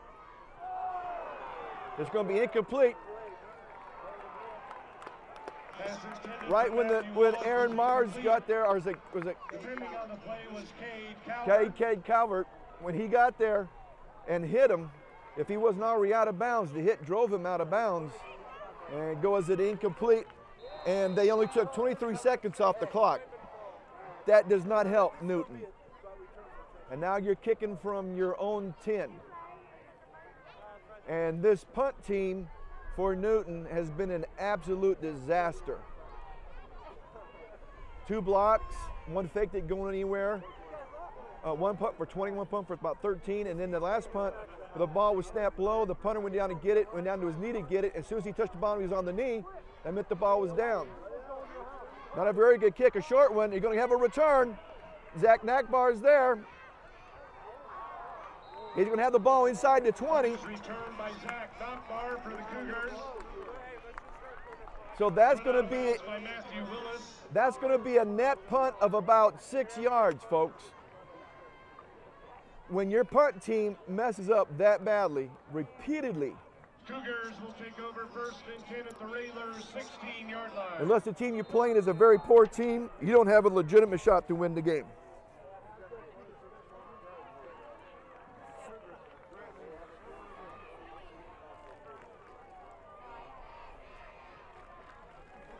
He's looking to throw it.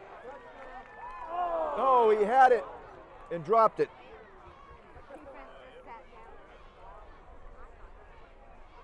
Pass intended for Jacob Marcotte was incomplete. That was a Jacob Marcotte, the sophomore. Defending on the play was Benjamin Wright. Cougars will have 2nd and 10.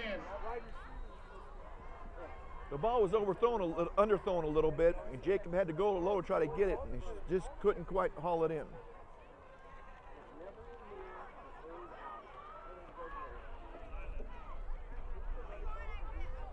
So now you got 2nd down. I think it's just with a quarterback keeper. Justin Stonebreaker, the ball carrier. Tackled by Ty Bob.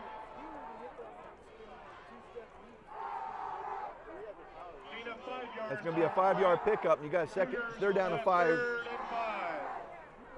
Now we know that the field goal team works. They kicked a 25-yard extra point in the first half.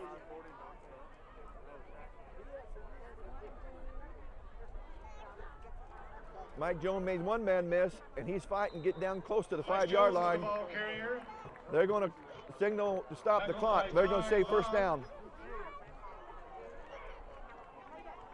Gain is down to the 5-yard line. First and goal, Cougar. Well, that was a good hot chocolate, and thank you for my daughter for buying it and bringing it up to me.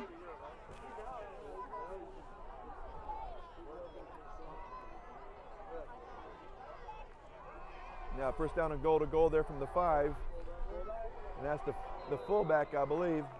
Kieran Stegmeyer, the ball carrier. Yep. Tackled by Kyle McDermott. Jared Langley. And we see Kieran Stegmeyer is a junior, 5'8", 195-pound running back. Second and goal. I believe he's the backup, one of the backups.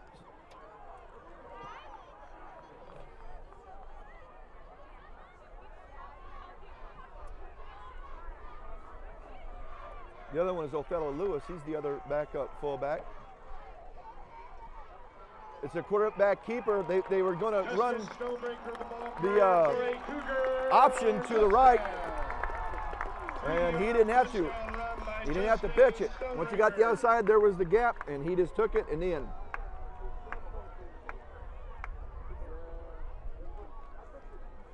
Every mistake Newton has done on their punt team has cost them a touchdown.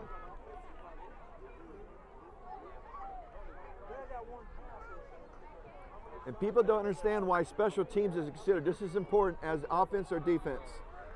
That kick by Kevin Cross is good. So with 7:05, 7:06 in the third quarter, you got to score 40 for Salina South, Newton 7.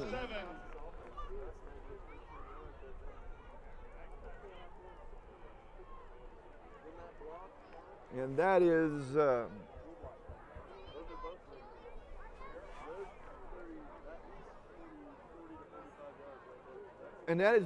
that's the fact, folks. All 40 of those points sitting up on that board are from mistakes by Newton's special teams, their punt team.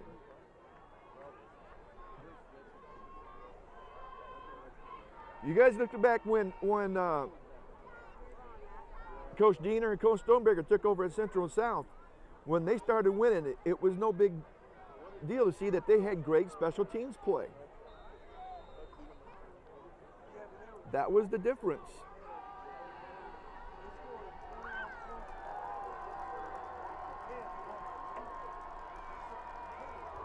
Dalton Harmon kicking off. All the way back inside the 10. And he's not going to get anywhere.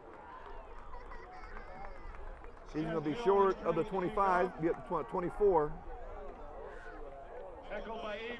South has really done a very good job of covering on kickoffs because Seth Hill is the starting tailback for Newton, and this young man can run with the ball.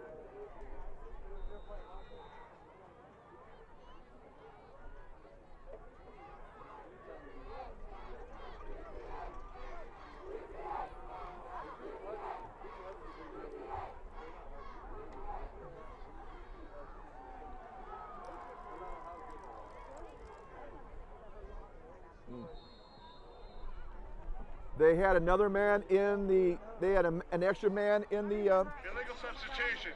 The huddle. That's called an illegal substitution. It's 5 yards. Right now, Newton is shooting themselves in the foot.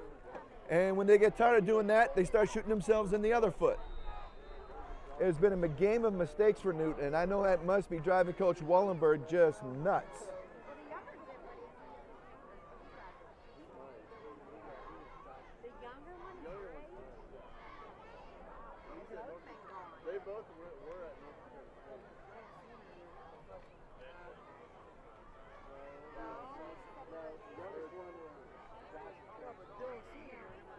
There's a nice pile up there.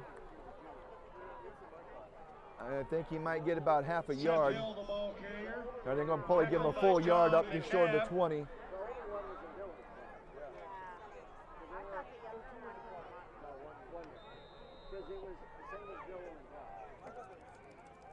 They're still showing down second down and No gain on the play. The Wranglers will have 2nd and 15. 2nd and 15, so they said no gain.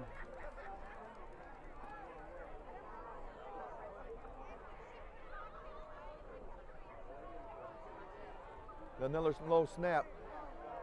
Across, and no one came out to get him. Pass is complete to Austin Gronell. Tackled by Aaron Marr. Aaron got him low, and I didn't know who came in and put the finishing touch on him, but that got a groan from the crowd.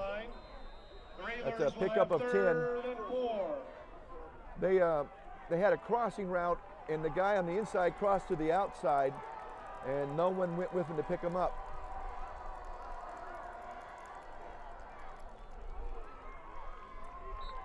That's going to be enough for a first down up to about the 39-yard line.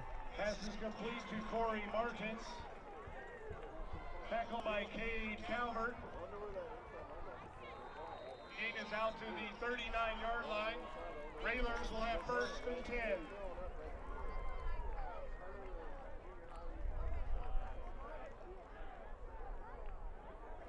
All right, folks, let's see what's going to do here. They need to score. They need to score quick. If they want a legitimate shot of trying to win this game, they've got to score and score quick. There's a quick slant, and he's not going to get much yards after the catch.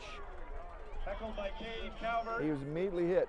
They're not giving, because South's had a good, really a decent pass rush all night. They're doing these quick throws, not giving South's defense a chance to get a pass rush on them. So what you got to do as a defense, you got to get up and you got to take them a little bit closer off the line of scrimmage. Another quick hitter again. That's the tight end. And that's going to be over the 50 down to the 46-yard line in Salina South. And this is where the defense has got to adjust. Down to the Cougars' 46-yard line.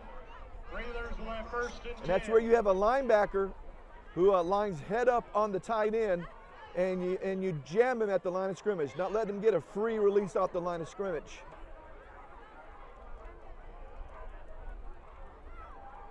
And exactly what they did this time.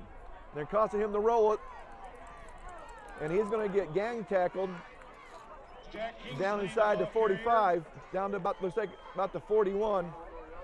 Tackled by Braden Burlew and Richard Walters. It's a pickup of 5 yards. Gain of 5 yards on the play. The Railers They will have jammed 2nd and the right 5. side, where the tight end was on the right side of the offense, and the defensive end didn't even rush. He jammed him and then released the rush. But he jammed that tight end and gave him the linebacker time to get up there, but there was nobody on the left side of Newton's offense, so the quarterback Kingsley just went around the corner.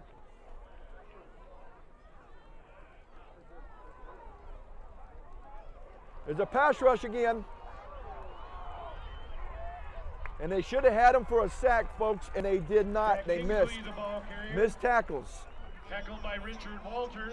And Richard Walters makes a tackle down about the 34-yard line. Railers will have 1st and 10. Now, this is the only second drive where Newton's had any success. And their first drive, really, they scored, really wasn't a drive. It was just a long pass play. And it was actually for the first or second play from scrimmage on that drive. Really, and I'm thinking about this is really the very serious drive they've had where they've had any success.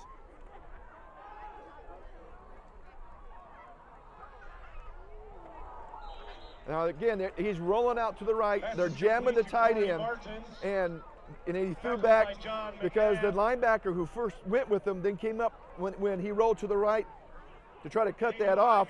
That's where the safety, another linebacker, has got to come over and take that man. Again, communication. You got to talk to each other out there.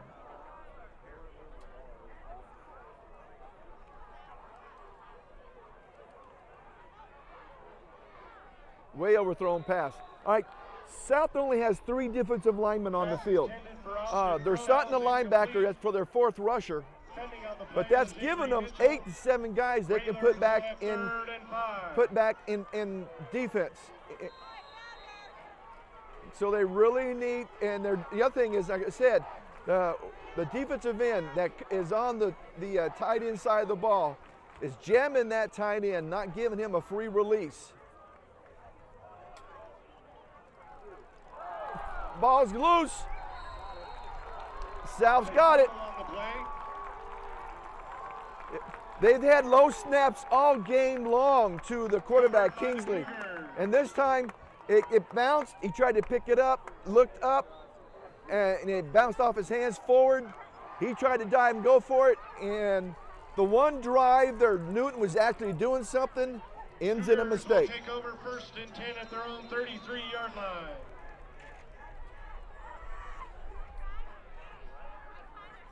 This is, when they go back and look at this game film, Newton's not going to be very happy with themselves. There's another keeper again. And he's got to the outside. He has, he's got to have close to 100 yards rushing that by now, easily. Run out of bounds by Benjamin Wright. Gain is down to the Raiders. When you have that kind of speed, though. That run was good for a Cougar first down. That was about a 30-yard run.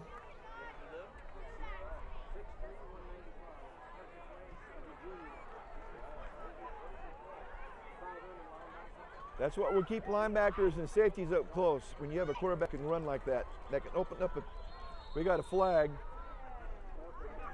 illegal procedure.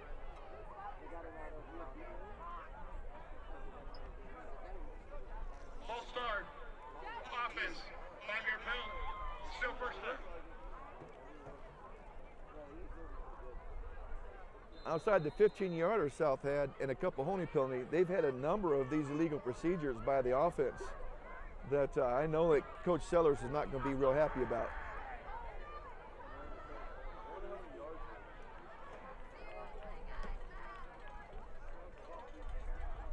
Get your man in motion.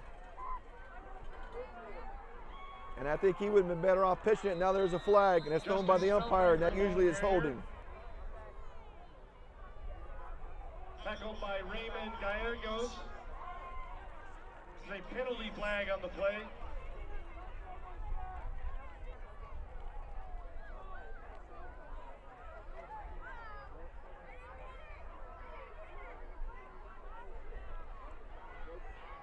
Well, they still haven't given the signal yet. And they're looking over at the Newton coaches. He's going to decline it. Holding. Offense. That penalty's declined. Second down. Be second down and 16. Or second down and 15, excuse me. Cougars will have second and 15 from the 42-yard line.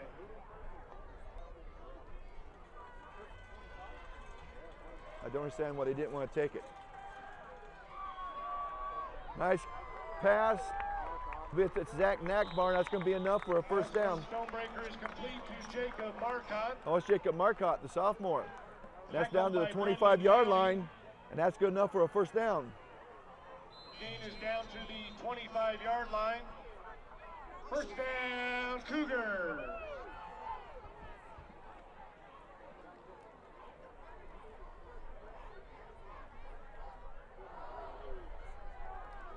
All right, he's got three receivers right. It's a handoff to Mike Jones, and Mike just going to try to use his speed. Mike Jones, the ball carrier. He's going to get down to the 20, inside the 20 it looks like. Tackled by Benjamin Wright and Joseph McConnell. There's be a second down and 5, I believe, from there. Gain of 5 yards on the play. Cougars will have second and 5. They were trying to get everybody to the right side of their offense and then go back to the weak side with Mike Jones, but Newton didn't really buy it. And that's just a quarterback sneak, folks. Justin Stonebreaker, the ball carrier. Going to carry it inside to 15, and that's going to be a first down. South scores here. You got a minute 24 on the clock and counting. I believe that would be the proverbial nail in the coffin. I wouldn't be surprised if they score here, the starters get pulled. Put the backups in.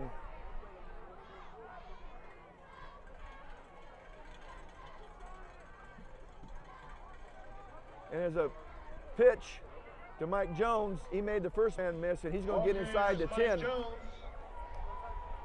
Looks it might be down by the 8-yard line. Pierce. Gain is down to the 8-yard line.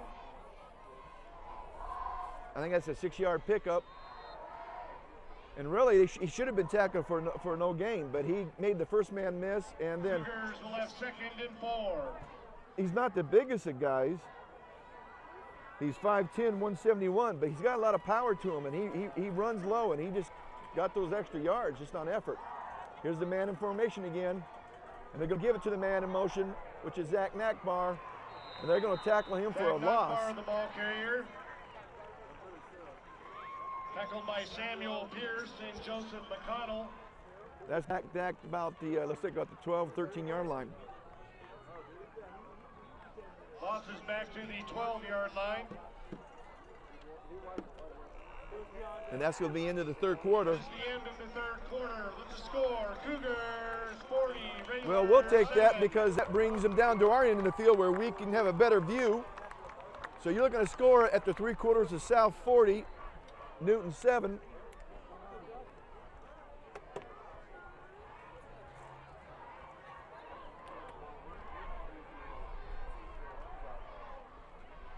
Well, this has been a entertaining game for South. Sure has been an entertaining game for Newton. Newton had a good showing of people coming up. But they have just repeatedly shot themselves in the foot. And you just can't do that.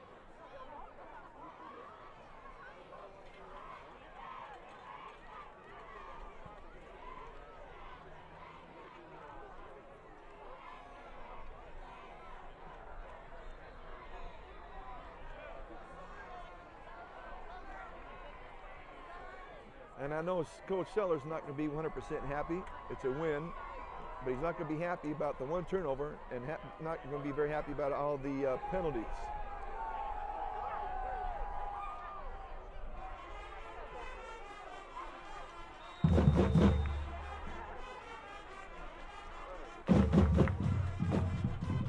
Hitting the fourth quarter, the Cougars will have third. There we go. From the 12-yard line. 3rd and 8.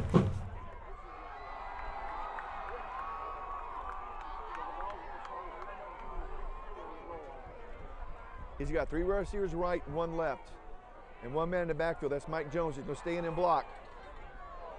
And he underthrew.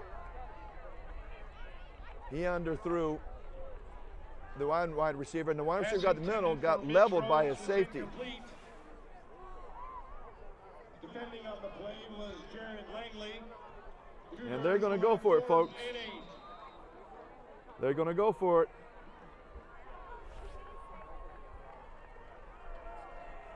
They bring in the fullback. He's going to be, they're going to have a I. Tight end right. He gave it.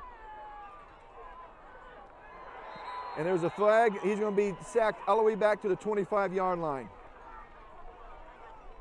Now, if you're the quarterback, you've got to get rid of the ball. If you're going to turn the ball over, get the ball down where it was, where the original line of scrimmage was, at the 12-yard line. We might have a holding penalty. Holding. Offense. That penalty's declined. First down.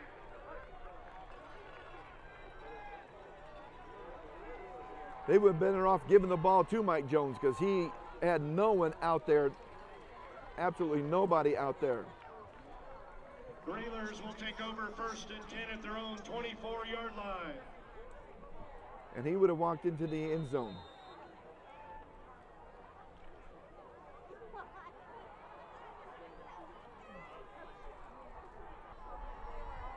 Again, only 3 men rushing. And you watch, he stands up, this tight end on this side. The defensive end stands up the tight end on this side, then goes into a pass rush.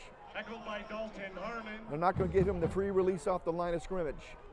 He doesn't even get into a 3-point stance. He's in a crouch. I want you to watch this. That's number 50, Cole Smith. the senior 6'3", 270-pound Railers will have 2nd and 7. defensive lineman. I want you to watch what he does right here.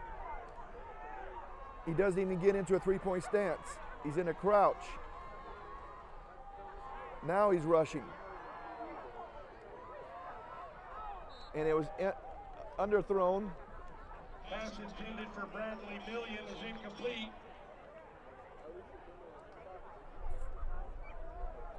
And they've been shooting the linebacker from time to time as the fourth rusher. Other times they've not, and kept 8 guys back in defense. Mortimer and Avery Mitchell. Railers will have 3rd and 7. You got 3rd and 7 from the 27. Then you get the ball over the 34. He's looking to throw again.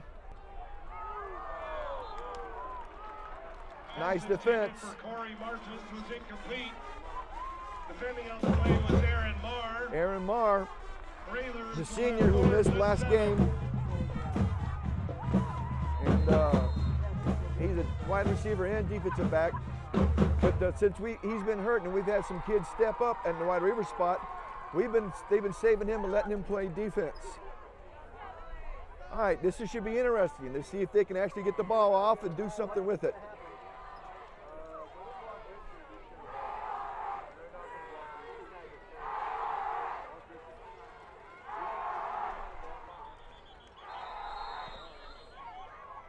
He got the ball off, but there was a flag, and I think it's illegal procedure, Newton. And that was their best punt, Mr. Schwinn said, and he's 100% correct. That was their best punt. Now it's a non-punt because they get 5 more yards. And you don't really want a block punt at this deep in your own field. No.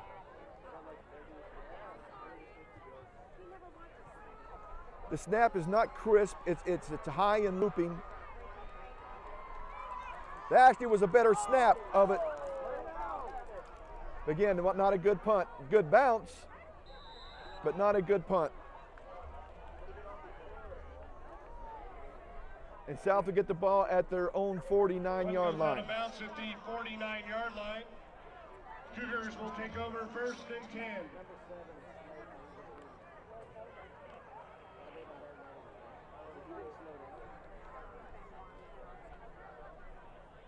And I think the starters are out of the game.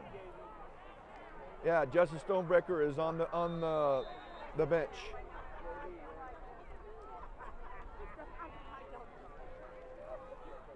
Well, folks, you're going to get a chance to watch, I think, Mr. Eric McCullough play.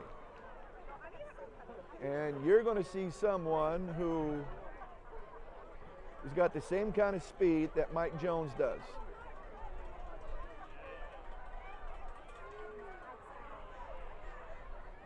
But they're going to have to block for him. Eric McCullough, the ball carrier. Now Newton's got their starting defense in there. Langley, Joseph McConnell. Loss of 4 yards on the play.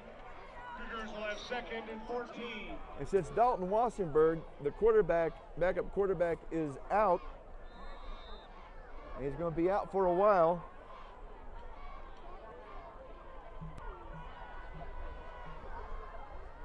I got to see who the quarterback is.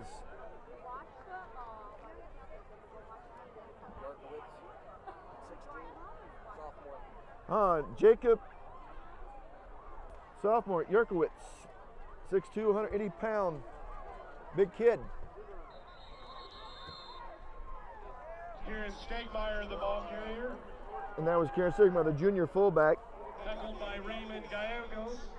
I'm hoping you really get a chance to see Eric's speed. Eric is, I think, just as fast as Mike. He's going to be a good replacement for him next year.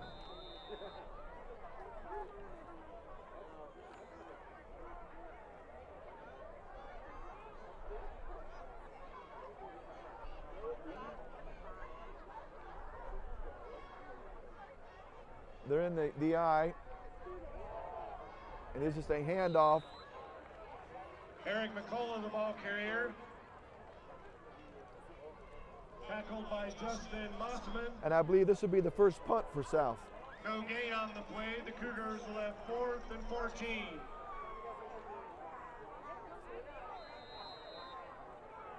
And if I'm Coach Wollenberg for Newton, I'm pulling my starters. I might let my offense stay in and go against the second string South defense, just so that maybe they can get some momentum going, some positive action for you going to the next game. But South is letting the time run down. They might call a timeout. They've got all three of them. That's what they did. They called a timeout when the backfield judge started his 5-second count. South, their first church timeout of the half. They're trying to burn as much of this clock as possible.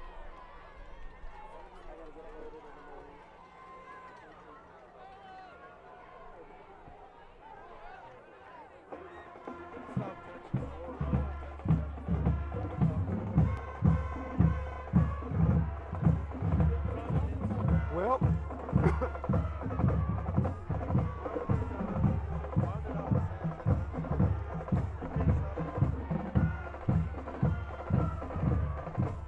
this has really kind of been a dominating game by South. And you could say, yeah, Newton punt team really hurt themselves time and time again, which they have, but South has put that pressure on them.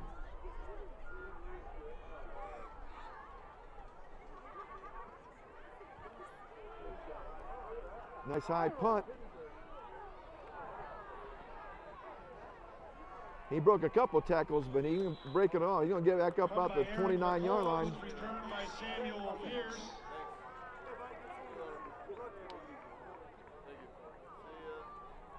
Are you starting? Tackled by Rory Bull for the Cougars. Former South player playing for McPherson. Has to leave because he's got to get home and get ready to play for Raiders McPherson will be tomorrow. First and 10 at their own 29-yard line.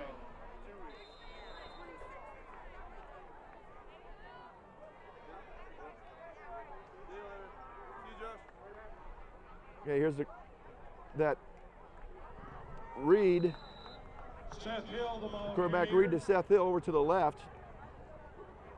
And he's just going to get back to the line of scrimmage. Tackled by Cole South has Smith got for their the starters Cougars. still in on defense. No gain on the play. Railers left 2nd and 10. At some point, I think you need to pull them, get your starters out of there so they don't get hurt.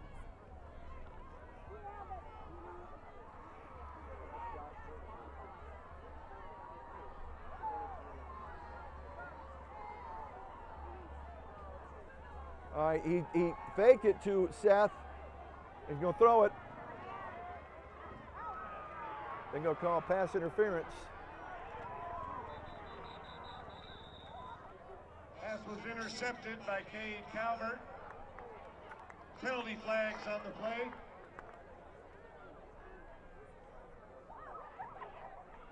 Now, is it defensive or offensive? That's the point. I think it's going to go against South.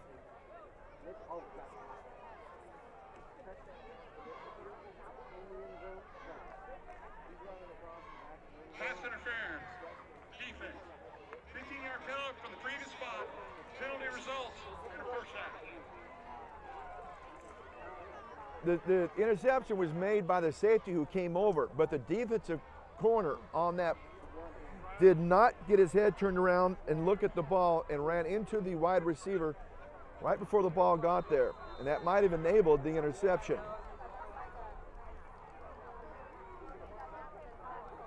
Quarterback keeper, he faked it like he was going to do a quick throw to the out and then took off. Kingsley, the ball carrier. He's only going to get a couple yards.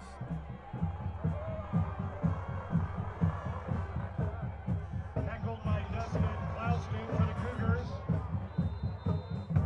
And they're starting to 2 yards on the play. they're starting to replace Raiders left 2nd and 8. they're starting to replace the starters on the defense with the junior varsity guys.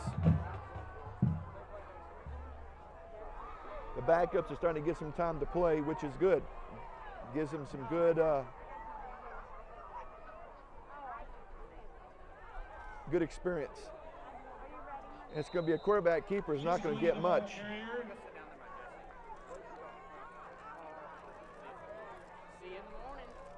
Tackled by Josh Ferguson. Get home and start faking. Gain of 1 yard on the play. The Raiders will have third. Well, we'll have to wait and see.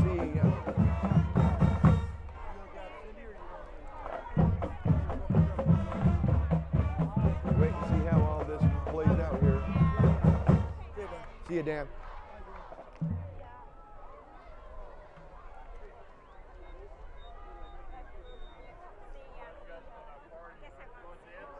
Now he's just back by himself. There's not going to be any fake. It's a throw. And the safety thought he had himself an interception, but he's got to learn to go get the ball. Don't let the ball come to you. You go get the ball. Defending on the play was Aaron Marr. Who was that player from South playing for McPherson? Trent Forrester. That was Trent Forrester, yep. His older brother played with my stepson, and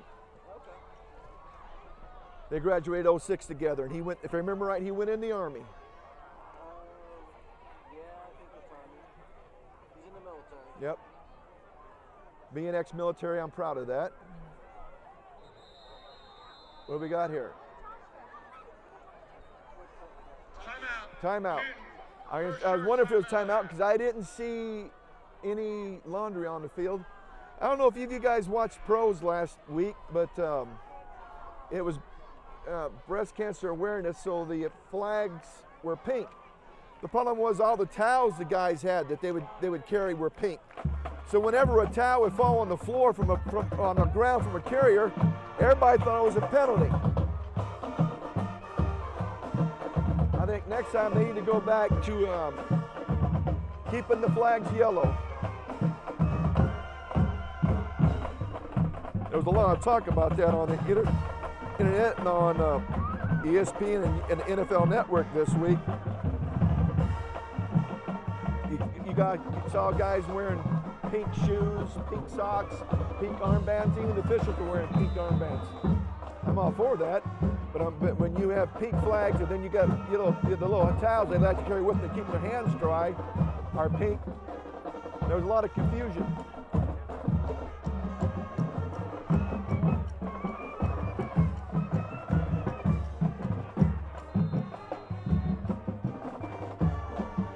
I don't know what's going on to the east of us, but I keep seeing lightning off in the distance, so we must have some good rain going off to the east of us. I see the lightning in the thunderheads. They must be quite a ways off.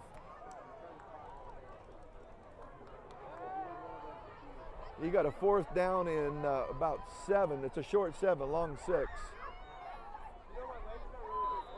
And they got a South kid to jump.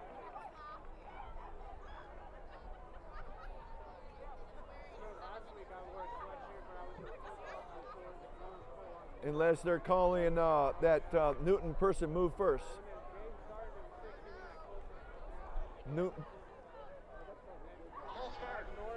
Newton guy moved first and got him to move. But again, I have to stress, you're taught from day one, defensive lineman, you don't move until the ball moves. You don't listen to the snap count. You watch the ball. It's fundamental. Now you got a fourth down and 12. And they're doing a blitz. They got him at the tight end. He was on the left side of the formation and just did a down the middle, and no one went out and got him. And he took it all the way down to the 32-yard line.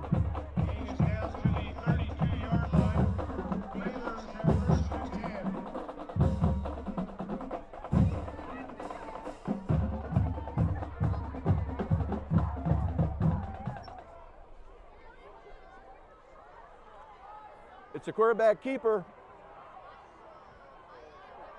He's going to get outside. He's going to take it all the way down to about the 10-yard line. Jack Kingsley, the ball carrier. And remember, folks, this is Newton's starting offense going against the second and third string defense for South. And I understand why Coach Wellenberg's doing it. He's trying to get something positive to go for his offense so they can have something positive to go into next week's game with. The downside of this, you take the chance of getting a starter hurt. Quarterback keeper again. He's going to be inside the 10. Down close to about, looks like maybe the 7-yard line.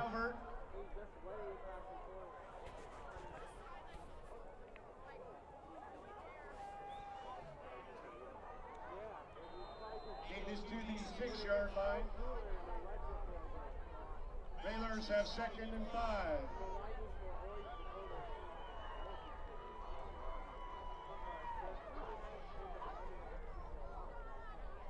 It was a give it to the up back.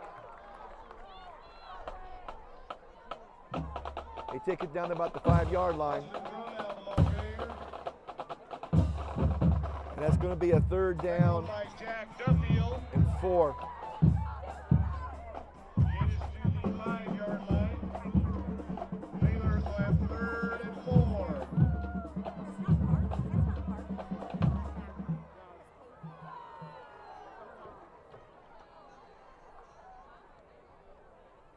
Bad snap, handing off to him again. I think he's going to get down to about the 3. I think he's going to be short of a 1st down.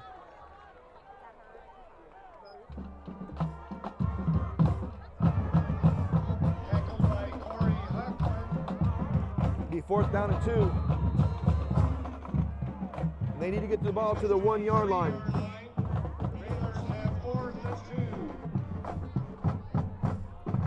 Well, this 2nd string defense is kind of tightened up here a little bit. You love to see that as a coach. Kids get a chance to perform, and they're performing, doing their best they can against their 1st string, and he's going to score. Ball carriers Jack Kingsley scoring a Raylor's touchdown.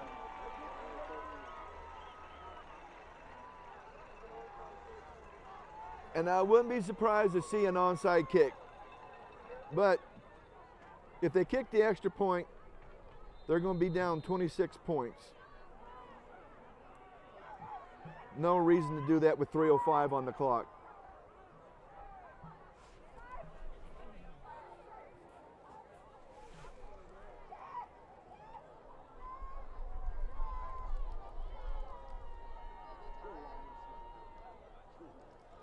Here's the extra point attempt, and the ball is fumbled. And he's going to be tackled. Whoa, nice hit. Two-point conversion is run by Austin Bromell. Well, yeah, it went from a 1-point conversion to a 2-point conversion, and it failed. So with 3:05 left to go in the 4th period, you got to score South 40, Newton 13. Tackle on the play by Rory Ball. And Newton has been a good team this year. I think for that 2-game hiccup South had game, the 2nd game of the year versus Mays at Mays, then back here against Blue Valley, they have starting to play like they're capable of playing.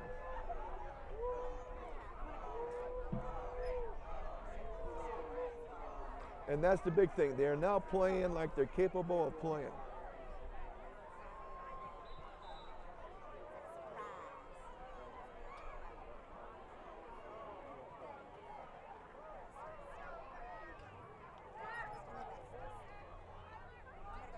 And this bodes well for South going into district play. They're here next week.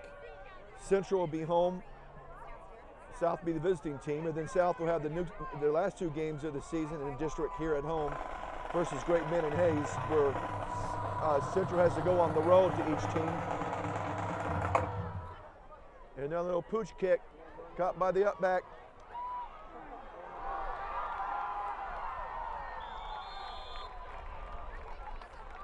That's 22, Cole Calvert. Kickoff is returned by Cade Calvert.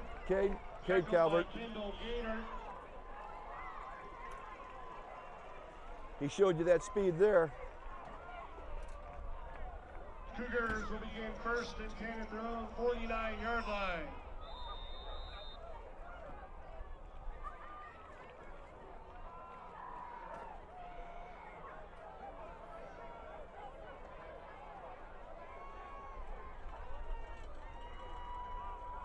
All right, got the backup run. Now here's Eric. There's the speed.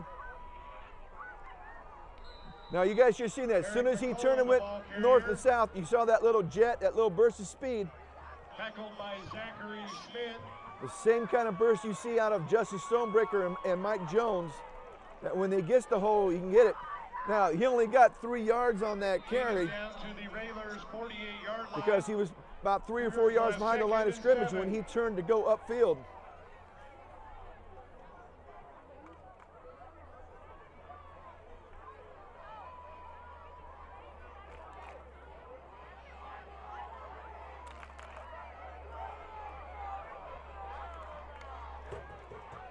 You got 2:12 on the clock.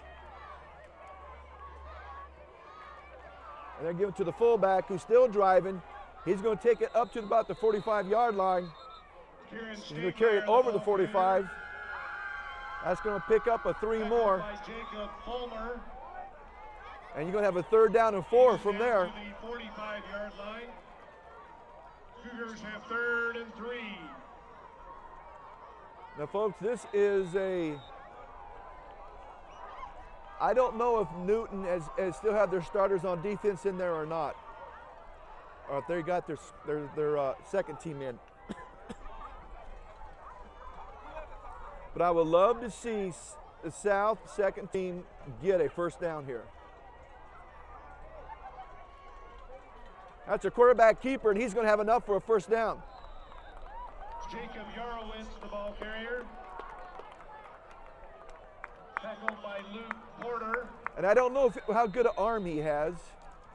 He's got the height at 6'2". Dalton Walsberger is 6'5". Both these kids got that height that make good for a good 37-yard line. passing quarterback. And what I mean is they can see over the line of scrimmage. And you can see your guys out in their passing lanes.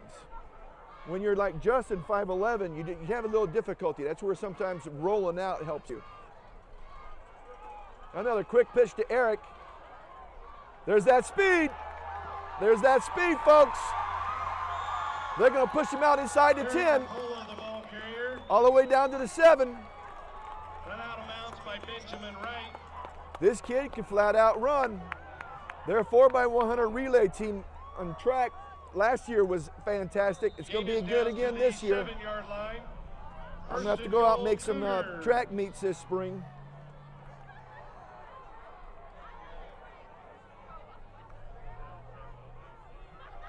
Now they're just in the victory formation. They're just in the victory formation. Quarterback just going to take a knee. He's going to have to take one more knee, I believe, unless they don't start it till after 25 seconds. And if they start it after 25 seconds, which is what they're going to do, they're going to start it after 25 seconds. And that will be the ball game. And why? Why take another snap, let anybody get hurt? That's what you want to see. What a game, folks.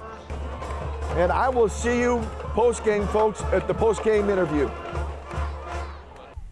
Welcome to the post-game show. This is Week 6 Salina Access Football.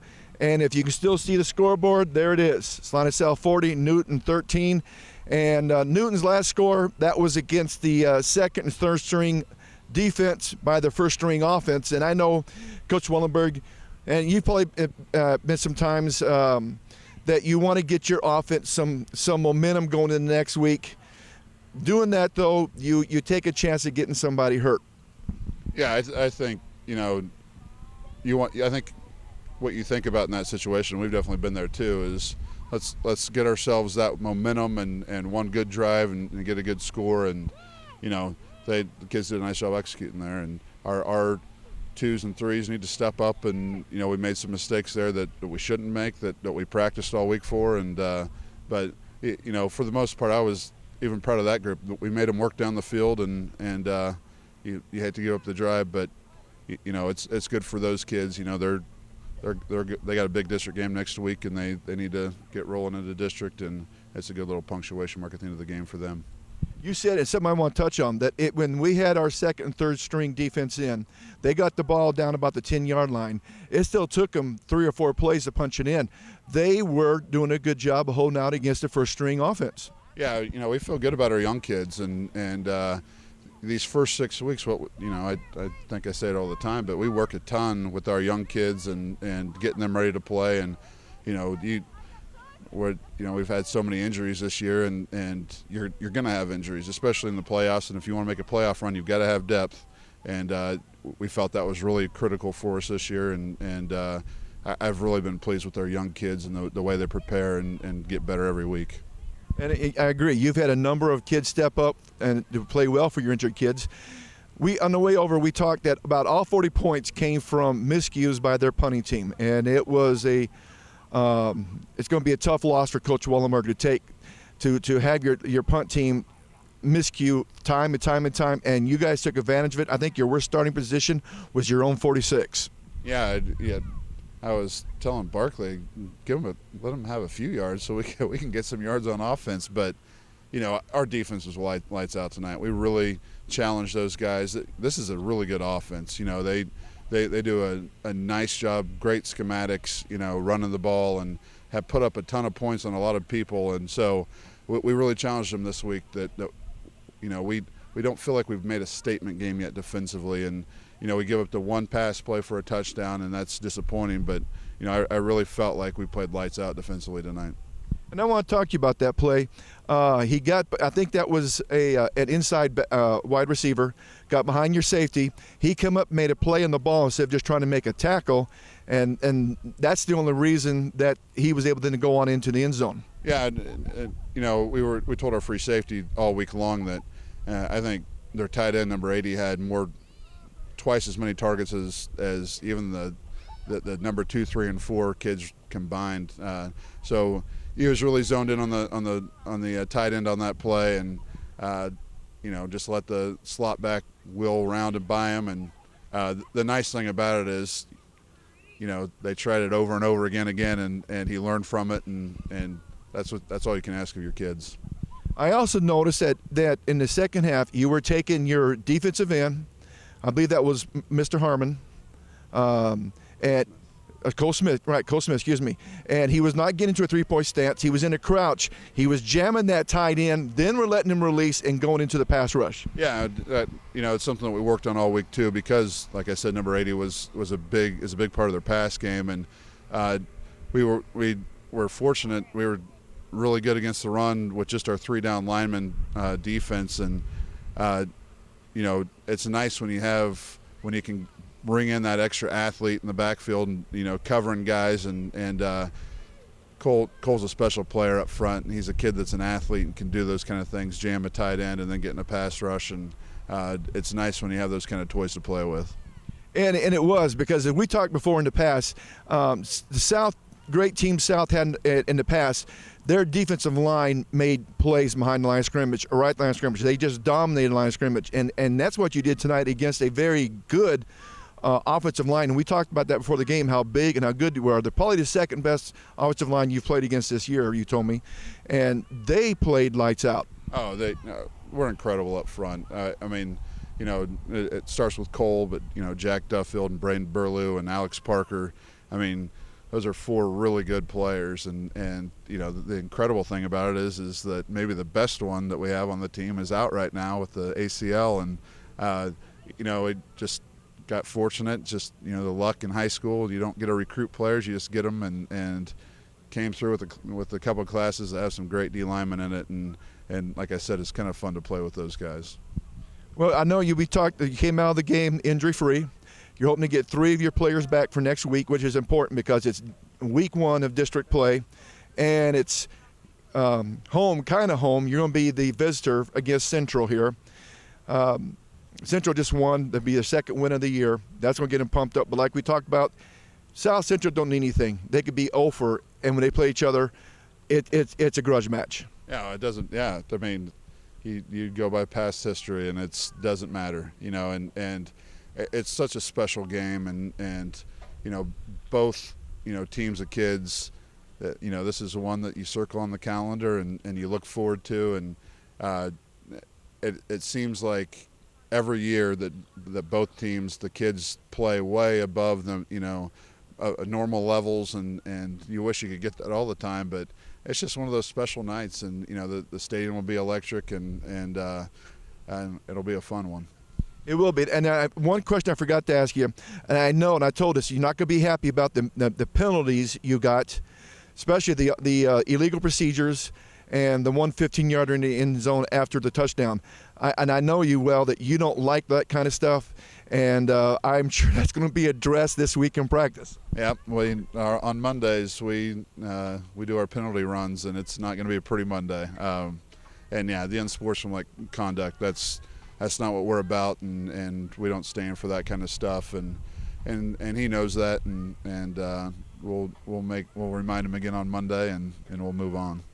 You love coach kids that are passionate about the game and want to play passion, but the bad thing about passion, sometimes it can go a little bit overboard, and it's hard to curtail it, but you'd rather have kids with passion. Oh, absolutely. And you get caught up in the moment sometimes, and you make a big play, and it's just being smart, and we don't want to rub things in opponents' faces, and you just beat him, so he knows that, and you don't need to remind him of that right afterwards. So just need to be smarter, but like you said, it's tough sometimes. We both played once, and you get caught up in the emotion, but we got to control it though. You do, especially against Central. When we played against Central, it was a very emotional week for us as players, and you're a South grad, and we both know what that's like, and it's going to be a great game next week. I really believe that. Do you anticipate doing anything differently offensive next week for the Central game? Newton was too good of a team to start worrying about next week. We'll watch the game tonight, and then tomorrow morning with the kids, and as soon as the kids leave, we'll get to work on them. And I was able to come to the Mays game, and they're impressive. Their offense, their wide receivers, the Muldaner kid is special. Malik obviously has been there forever and is a great player. And defensively, they play really hard. Coach Hall's, I know that their record isn't where they wanted it to, but they've lost to some awfully good teams. And it's a credit to his staff how hard his kids play. It's easy for high school kids especially to say, man, that the season's not quite going to plan, and let's pack it in. But it's a credit to the kids and the coaches that they're getting things rolling now, and so they're going to give us everything we want and more next week. And they've had some injury issues as well this year. And Coach Hall has said, and he's talked to me several times, they're not as big as you usually see a Central team, but their play is more built on speed and defense, getting to the ball as a team, and on offense on speed. And I really think that's something that's going to make for interesting, because you're going to have to deal with maybe a faster offensive line or maybe a little bit faster defensive line you've played all year. Absolutely, they're very quick and very aggressive, and it's going to be a different animal than what we've seen the last couple of weeks with some of those big plotter type lines, and it's going to be a big challenge for us. But that can help you down the road in the playoffs. Absolutely, if it that's the goal always, is to make the playoffs, and it's great playing these great teams like this that different offenses, different defenses that prepares you for what you want to see or what you're going to see in the playoffs, and hopefully we can get there and keep these things rolling. Folks, 40-13. Really, it was a 40-7 score. I know, and I didn't touch on it, you're not going to be happy about the 2 missed extra points, but that will be worked on. But I did really like to see that we had a 15-yard the penalty that turned into a 25-yard extra point try, and Kevin just kicked that straight through. Yeah, that's the silver lining of that penalty, was that he got to build some confidence, and he did it. He nailed it. Good snap, good hold, and we haven't kicked a field goal yet this year, but it's nice to build that confidence and know that if it gets crunch time, I think the last 2 Central games have ended on a field goal, and I think 3 of the last 4, and so it's nice to build that confidence in our kicking game. It is. It was a great game for South. They dominated both sides, special teams, offense, defense. It was a great coach game, great game all the way around. Folks, I hope to see you all next week. South Central, that's all I've got to say. South Central, first week of district, and we'll see you at week 7, Salina Access Friday Night Football.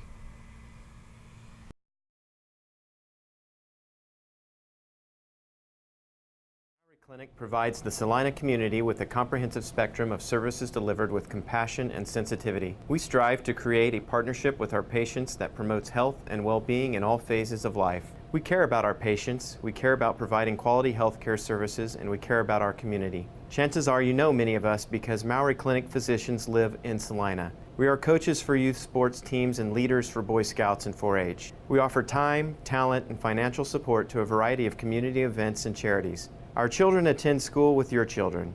Our families attend worship services with your families. And we are proud to call Salina home. We have a vested interest in the success of this community, and we remain committed to an independent practice model that promotes our proud heritage and philosophy to provide quality medical care centered on the relationship between each patient and the physician of their choice. You have a choice for your medical care. Choose a doctor dedicated to the pursuit of excellence in healthcare services. Choose Maori Clinic. My wife hears a big thump in the living room, and then they'd rush me to the hospital. The doctor and the chaplain looked at my family and said, "We have a very sick man. He only has 5% chance of survival." I had a defibrillator/pacemaker put in, and the second time I went into surgery, they actually did 4 bypasses. The team at Salina Regional Health Center, it's amazing what they can do. Couldn't ask for anything better. I think it's a whole new perspective I have on life, thanks to Salina Regional. And it's ongoing. It's not going to stop next week. It's going to happen for the rest of my life. I hope to live another 20 years. But I can't live without those guys. I mean, they're watching my back. I don't know why I'm still here. You know, obviously the Lord has more things for me to accomplish. I mean, it's just good to be alive. Good to be alive.